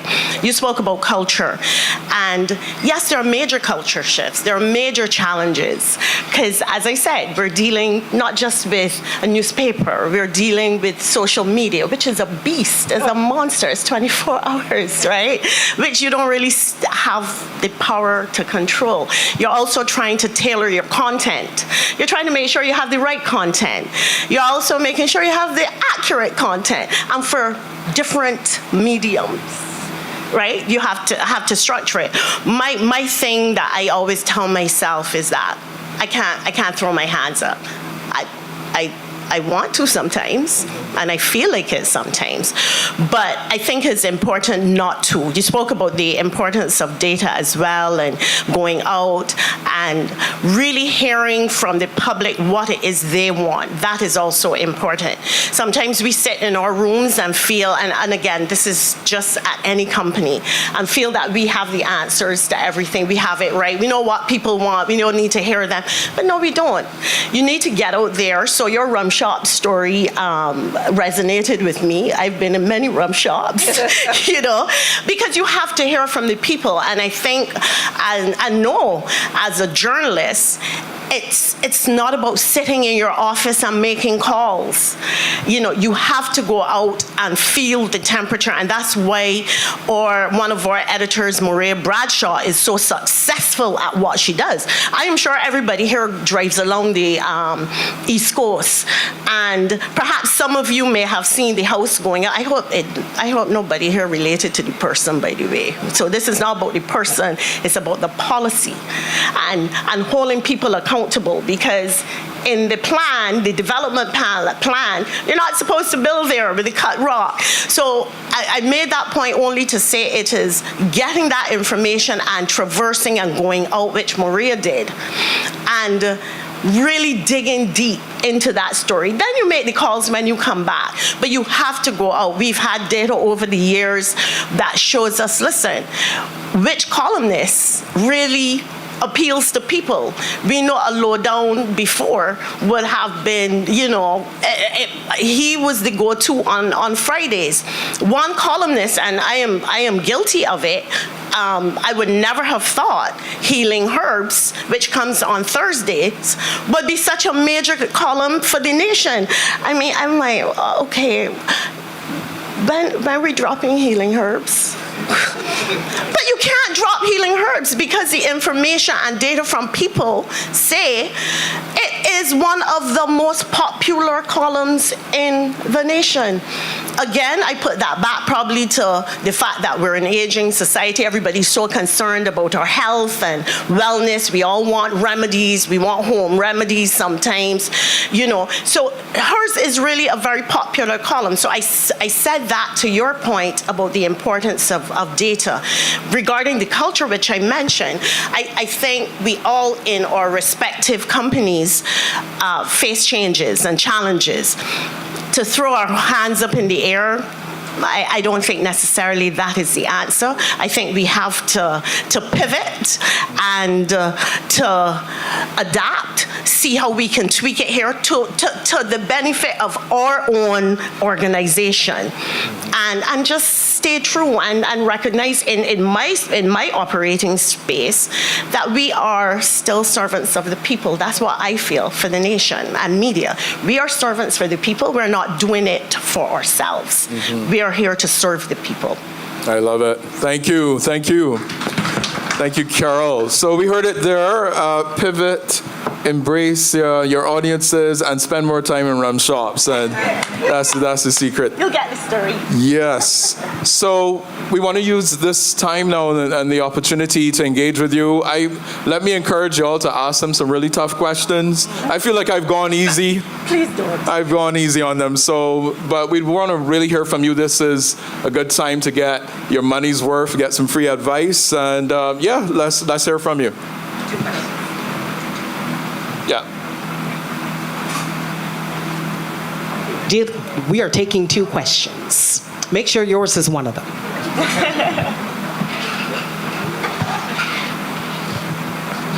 All right, well, let me ask you this, because I think we can all agree that while the information that was shared is not new, I'm sure we've heard many iterations of the information. We've had to apply them in different ways. And as times move and things change, we have to come back to the same conversation.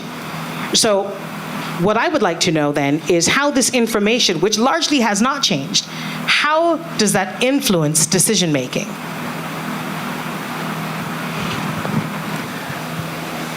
Take it away, Tracy. You want this. I mean, I know directly how it influences my decision making, because when we get that information, we apply it to come up with a solution for a problem. And, the same information for one company may have a completely different solution than the same information for another company. So that is how, just the information alone enhances the ability for us to solve a problem. So I'd want to say to you, Gaynell, the information hasn't changed, and in many instances, the tools haven't changed either, because we still use a lot of the very same tools to get, the outcome. The environment has changed. And so sometimes we have to go back to the table, and again, we could carry the same information. We carry the tools, but because the information has changed, we now got to strategically look at everything differently to get a different outcome. So yes, those didn't change, but the environment continues to change around us. And so we as the practitioners now have to go back and say, okay, last time we used this. And mind you, we know this very well in communication. We may use this model now, and it's a total success. And we may use it in the next 2 months, the next 2 years on another problem, a complete failure. So whatever happens, we have to go back to the drawing board, carry information in hand, tools in hand, or whatever, look at your environment again, and start all over. Great. Charlene.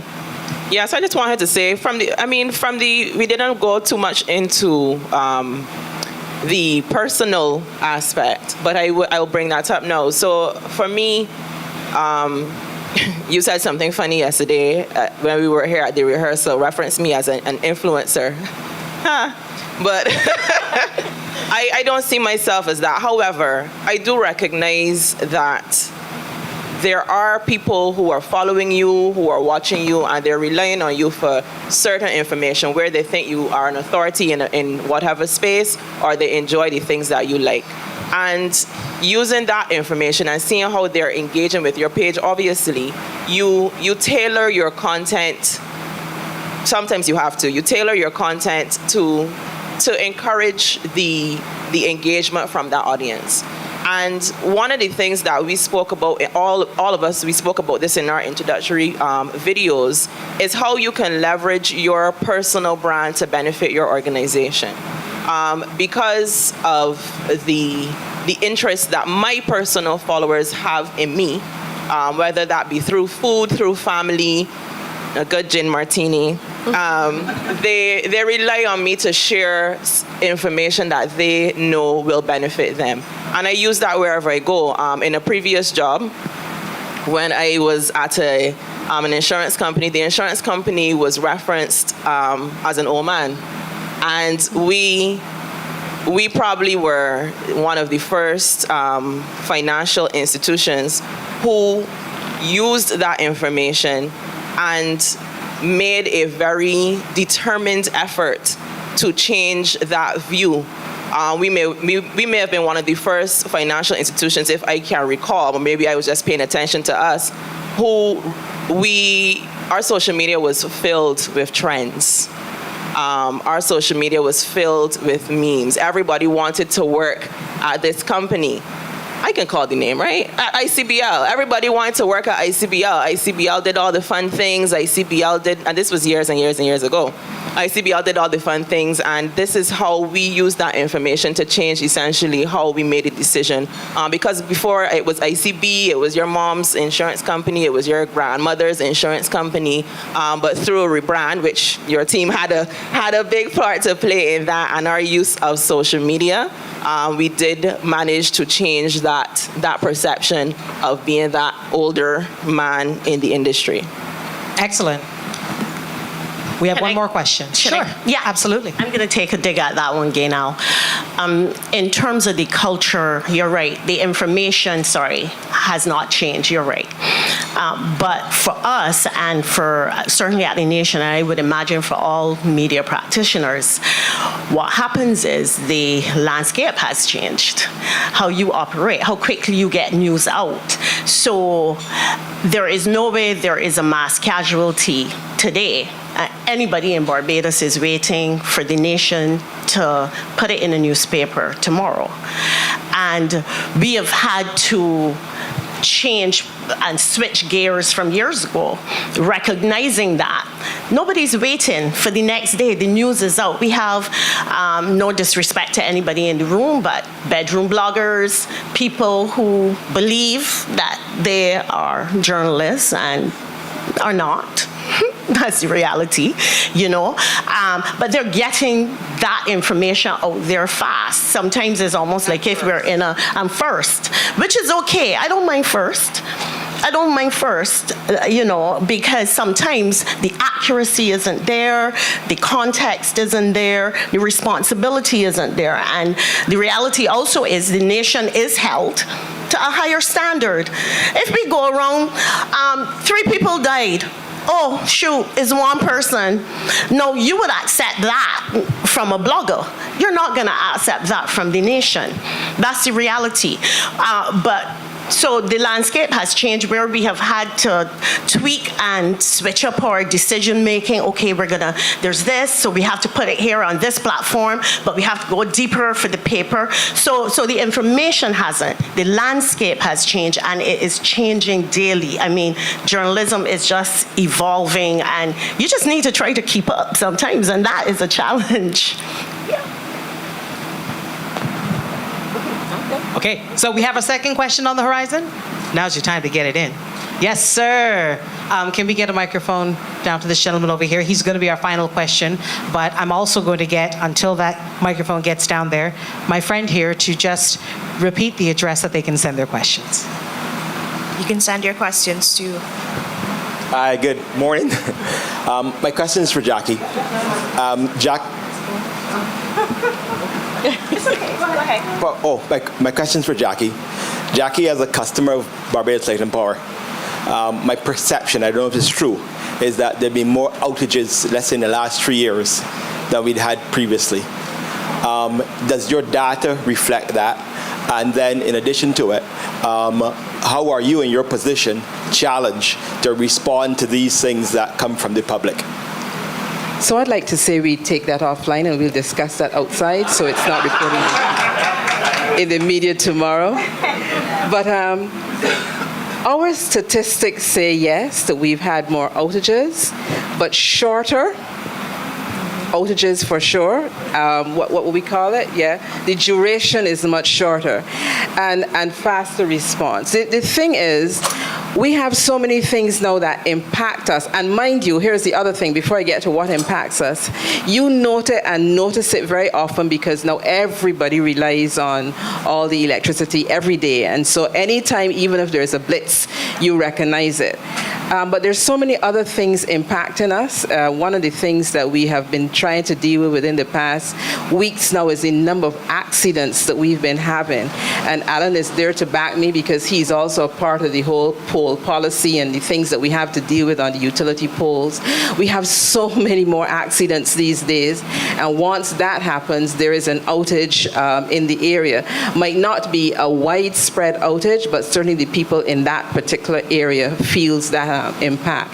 The other thing that I'd mentioned, and I guess this is a challenge for us, team, and we've got to keep talking about it because we do, but maybe, the messages are not going fast enough. There's also the under-frequency system and situation, which people tolerated before, but they seem so much less tolerant of it now.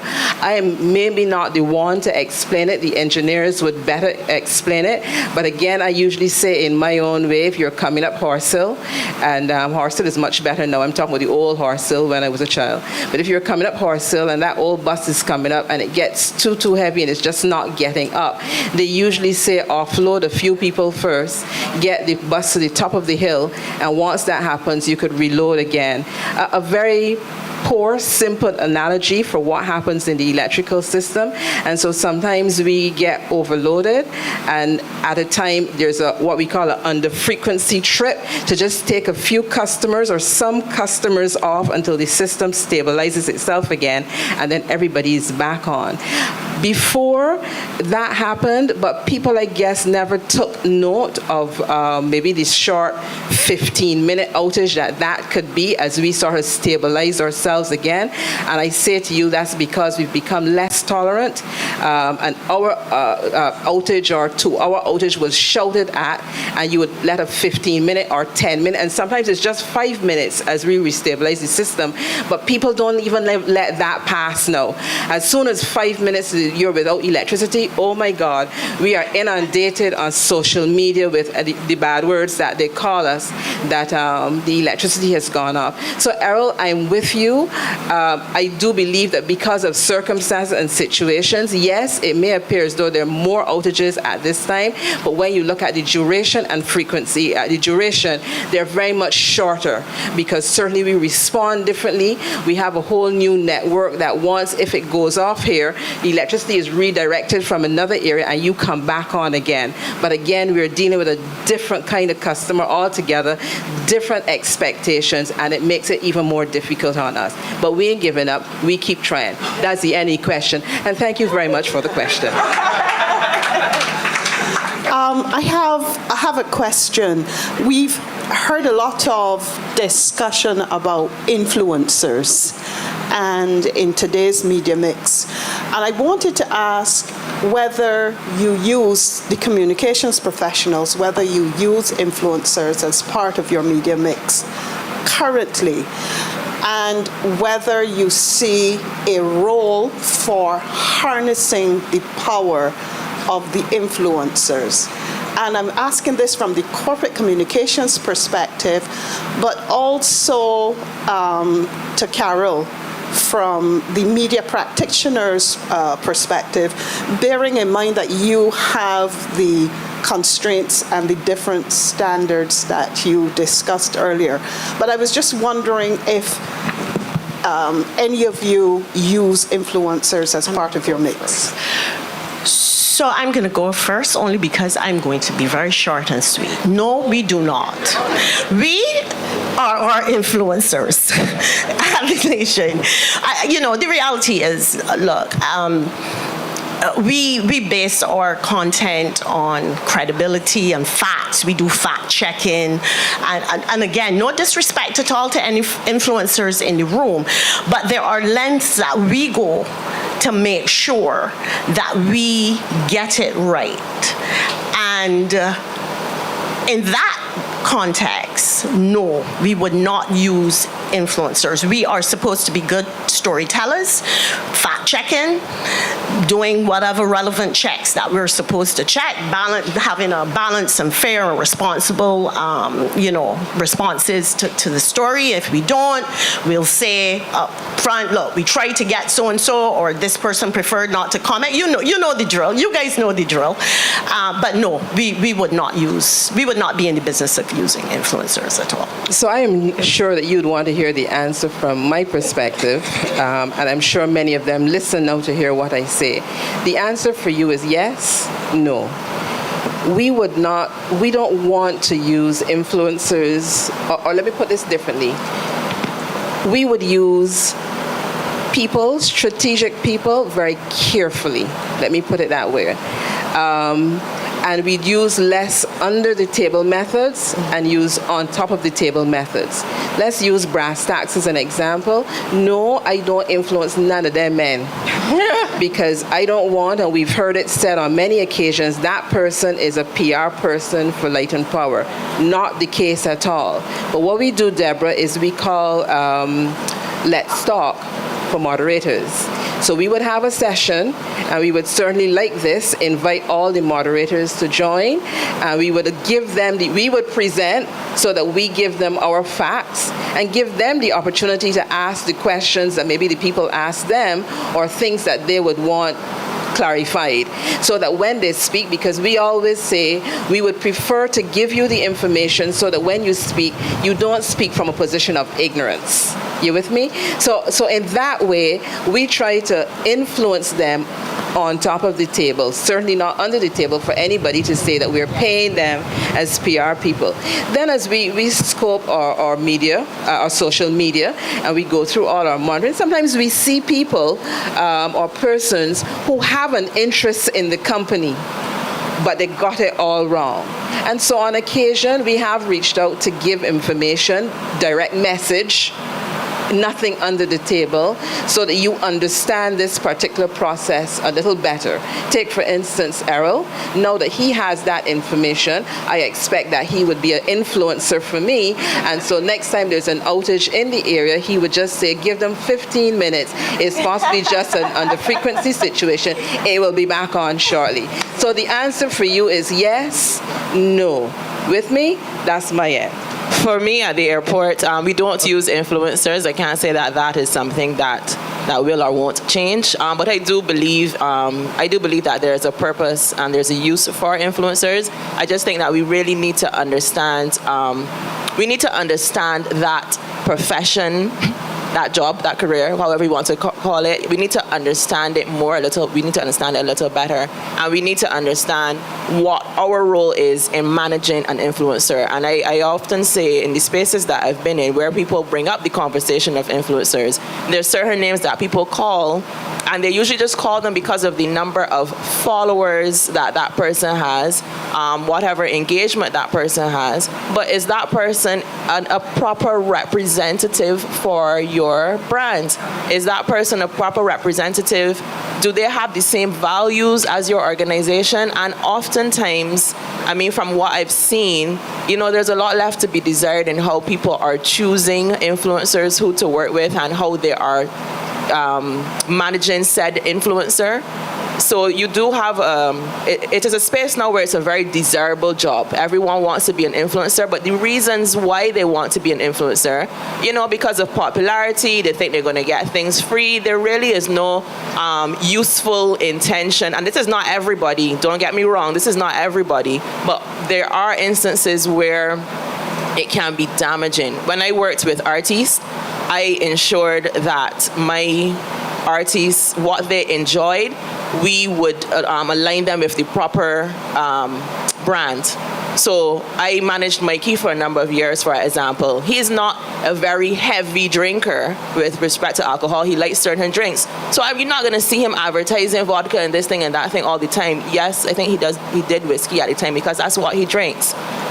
Only things that they like. And then similarly with certain events that they go to. I remember when I was managing Cooper Dan at the time, his song that was popular was How Your Bumper Gets Abroad. right? And a school called and they wanted, oh, this song is really popular, we want him to perform. And I said, perform what? What would you like him to sing? So, you have to be able to to manage these spaces where these brands operate and direct the conversation of how you want them to influence. So I think I can just tie all of that into a neat bow because where we sit, I would say that probably 4 years ago when, the influencer train was just coming in, influencer was a bad word for agencies because we were like, clients are just going to go to these influencers to push their product. They're not going to be concerned about agencies anymore. But what we have found is that we can offer our clients, and we offer the service of actually assessing like what influencer is going to work for your company. And we do that research, and we also do like to find influencers that don't have the greatest amount of followers. But I need, even in a conversation with Charlene last night when she was talking about she's all about food, and that is the area she plays in.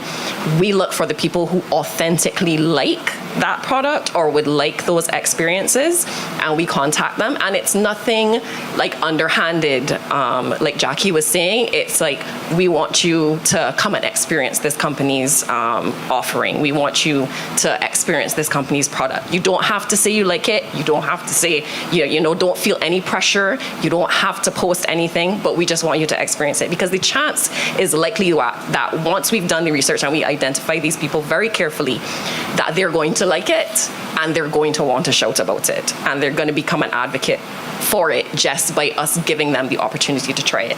So that's how we kind of work hand in hand with influencers, and we love working hand in hand with influencers like that for our clients, for the benefit of our clients. I want to go back to Carol again with the newsroom, and I got my start in a newsroom, so I'm a news person at heart.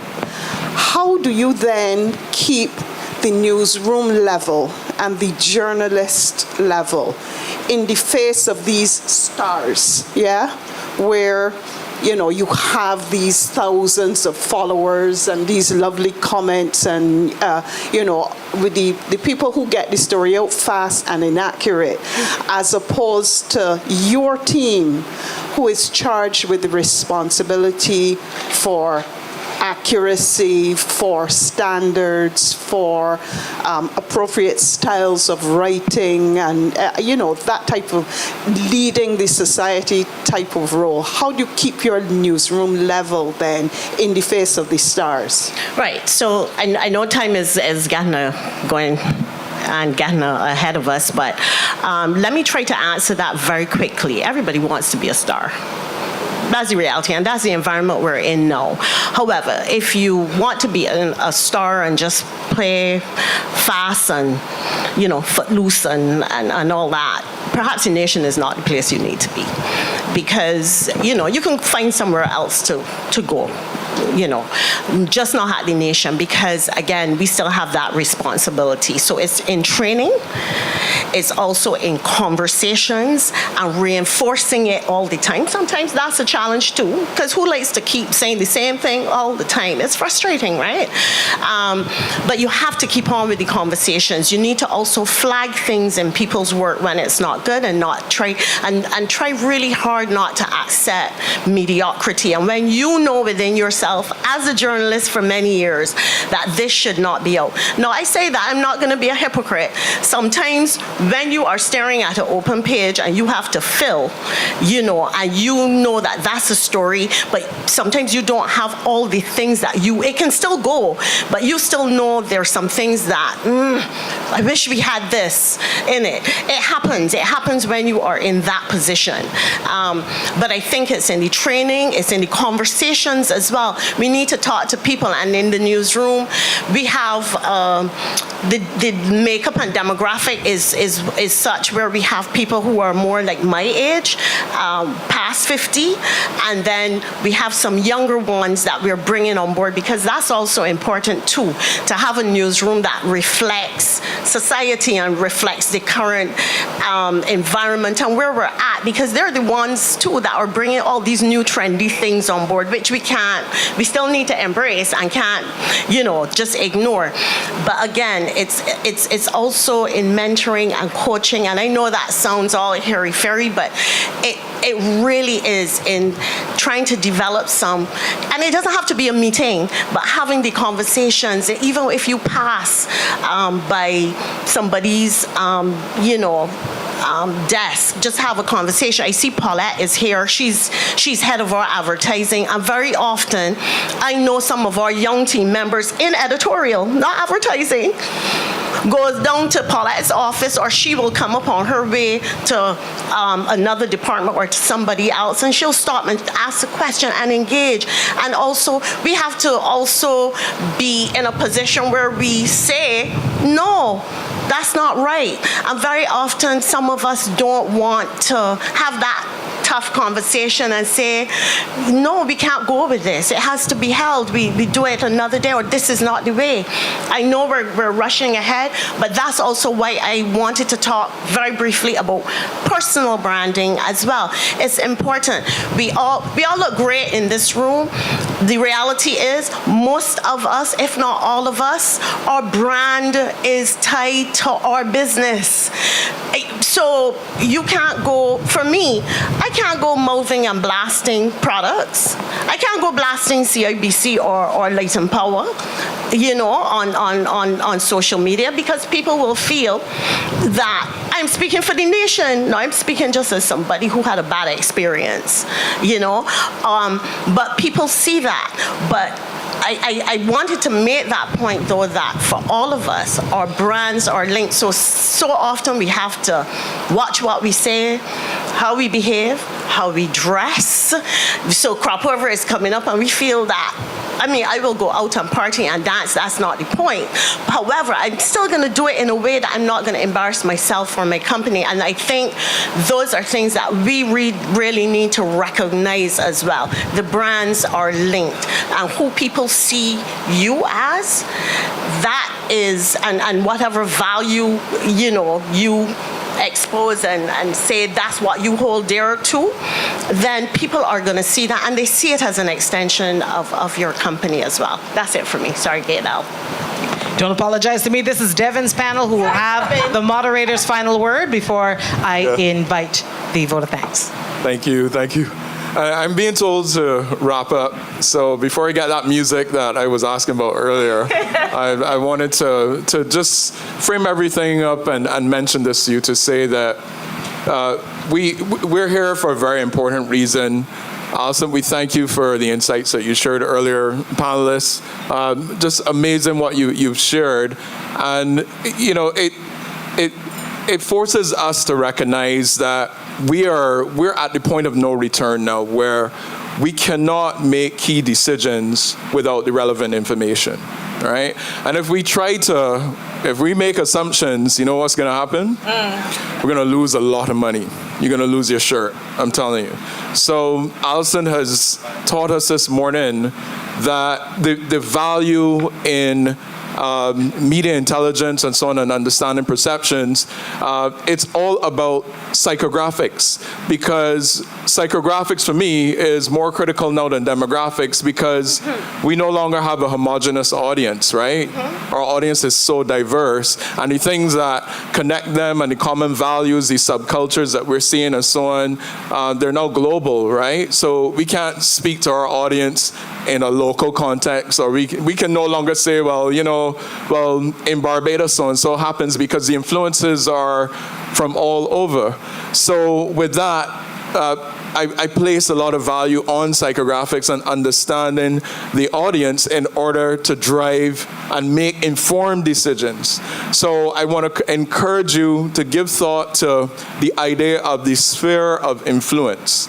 And the thing about the sphere of influence It's the path to effective leadership. And what I see in this room, I see leaders, I see potential leaders. The key to success in marketing communications and corporate communications and media intelligence and so on, and perception, it's all about understanding influence and being able to drive influence. So the sphere of influence is about knowing that in your department where you work, you have a relationship with the people in your department.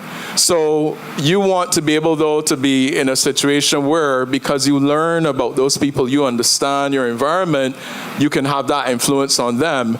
But you are limited if you only have influence on them. So, hey, I may be a great manager, but only the people in my department feel I'm a great manager. The rest of the people in the company, they don't even know me. So what you want to do is to be able to extend that not just to your department, but then your influence to the division that you're in. And then you want to go beyond that and extend that to your company.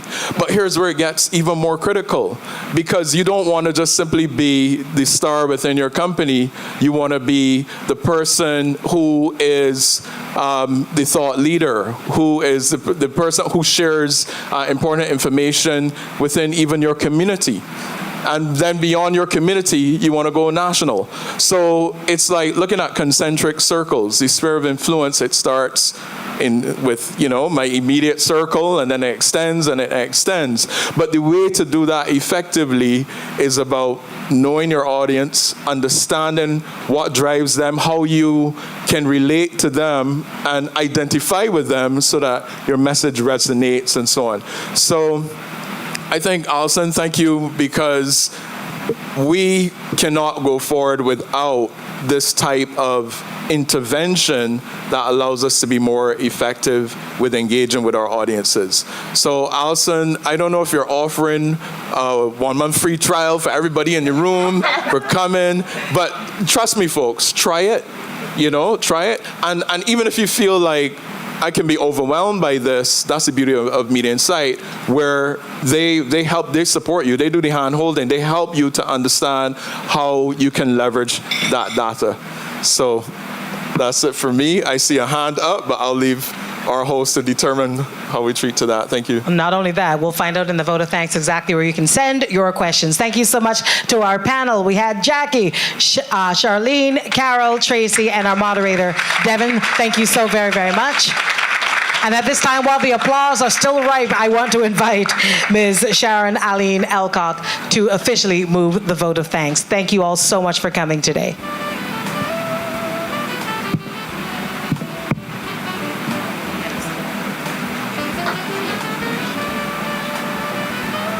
Well, ladies and gentlemen, thank you so much for your attention. Thank you so much for the questions that we had, the engagement we've had. It has been amazing. I hope it has exceeded your expectations. It certainly has exceeded ours. So as we draw to a close for this enlightened panel discussion, The Power of Perception, Media Intelligence for Enhanced Engagement, it is my privilege to extend heartfelt thanks to each and every one of you who made it here, who braved the heat that we have found ourselves in and have stayed to the end. We really, really appreciate it. Of course, to our key clients and specially invited guests, your presence here, of course, underscores the importance of the topic and adds great value to the discussions. We appreciate your time and participation. To every one of you, our attendees, we are truly, truly overwhelmed by the incredible response from each and every one of you. It was a delight to have you here this morning, and we're looking forward, of course, to future collaboration with your individual organizations or with you as a personal brand. A special thank you to our esteemed panelists, Jackie Marshall-Clark, Carol Martindale, Charlene Brown, and Tracy Gill-Worrell. Your insightful comments and varied perspectives have provided us with a deeper understanding of how media intelligence can provide invaluable insights into how your organizations are perceived. Through your stories, we recognize the importance of managing both your personal brand and that of your organization. And we are taking away, I hope we are all taking away strategies to skillfully navigate and enhance both for success. Your individual expertise and experiences have truly enriched our conversation. I personally, as you know, Jackie, have heard the poll story before, and I find it amusing every single time. To our moderator, Devin, your insightful questions, guidance, and smooth facilitation kept the discussions engaging and focused. We deeply appreciate your skillful management of the panel. Additionally, we are immensely grateful for allowing your GNA Caribbean team member, Tracy, to join our panel when we needed her most. As you all are aware, we did have Ernie St. Catherine from Black Box Communications, St. Lucia. He was going to join us. He had some personal situations to handle, and we were thankful that in a very short space of time, Tracy was able to fill in for us. This is truly invaluable support, Devin. Gaynell, our wonderful host, we're incredibly thankful for your exceptional management of today's events. Thanks to your efforts, our transitions were seamless and our audience was thoroughly entertained. Of course, our featured speaker, Alison Damas, founder and CEO of Media InSite, whose thought-provoking address set the tone for the day, deserves special mention. Thank you for sharing this invaluable information and setting a high standard for the discussions that followed. This event would not have been possible without the tireless efforts of our support teams, Avril Bayer and Debbie Stout of Avril Bayer Communications. They planned this event from beginning to end, and they made it look effortless and seamless. We are deeply grateful for what you have achieved here today. To Saunders Franklin Associates, Alison Saunders Franklin, Roxanne Branker, Dominic Franklin, your public relations and photography services ensured that our event was well publicized and beautifully, I know, will be beautifully documented. Thank you for your dedication and professionalism. Those of you would have seen an advertorial come out this past Sunday. Well, Roxanne, thank you so much. I did enjoy being up, 11 o'clock, 6 o'clock, and to make sure everything was approved, reviewed. It really made a difference. So we are really grateful, because I know that in today's world, sometimes it's very difficult to get people at those times. So we appreciate the effort that was made, and it did have an excellent result. To Stephen Williams and his team, you have provided exceptional videography, capturing the essence of our discussions. Your work will allow us to relive and reflect on today's invaluable insights. We appreciate your contribution immensely. Our very sincere thanks goes to the management and staff of Radisson Aquatica Barbados for your hospitality and excellent customer service. When we visited yesterday and I stepped into the room and I felt the heat, I spoke right away to those involved, and our team, event management team, was here as well, trying to ensure, and they were working assiduously. When we left, we saw 4 or 5 air-conditioned vans from various companies outside working as much as possible, but they definitely very quickly, these fans were here, and they ensured that everything was in place this morning so that we could move forward. Again, we apologize for the heat. It's outside of our hands. But we are greatly appreciative to them. Their efforts in ensuring a comfortable and conducive environment have not gone unnoticed. So even in the midst of Mr. Murphy, they have conquered that. Lastly, but by no means least, we extend our gratitude to the Media InSite support team, sales, marketing, and finance, who assisted with the product promotion and payment. Some very important P's. Alison's vision and initiative to host an event like this for the first time in Barbados in the 13 years history of the organization, and to pave the way for meaningful dialogue and learning, would not have been possible without the teams in the background bringing our collective ideas to life. Your behind-the-scenes work and support are greatly appreciated. I also would like to thank the media who were invited and who came out today to cover this event. We know there are myriad activities on right now, and we truly appreciate your having your resources in the room with us today. So once again, thanks to everyone who contributed to making this event a success. Your efforts and participation have made a significant impact, and we look forward to bringing you even more exciting events, products, and services in the future. We ask, of course, that you provide us with feedback on the event. Each of you have a QR code there. You have a question?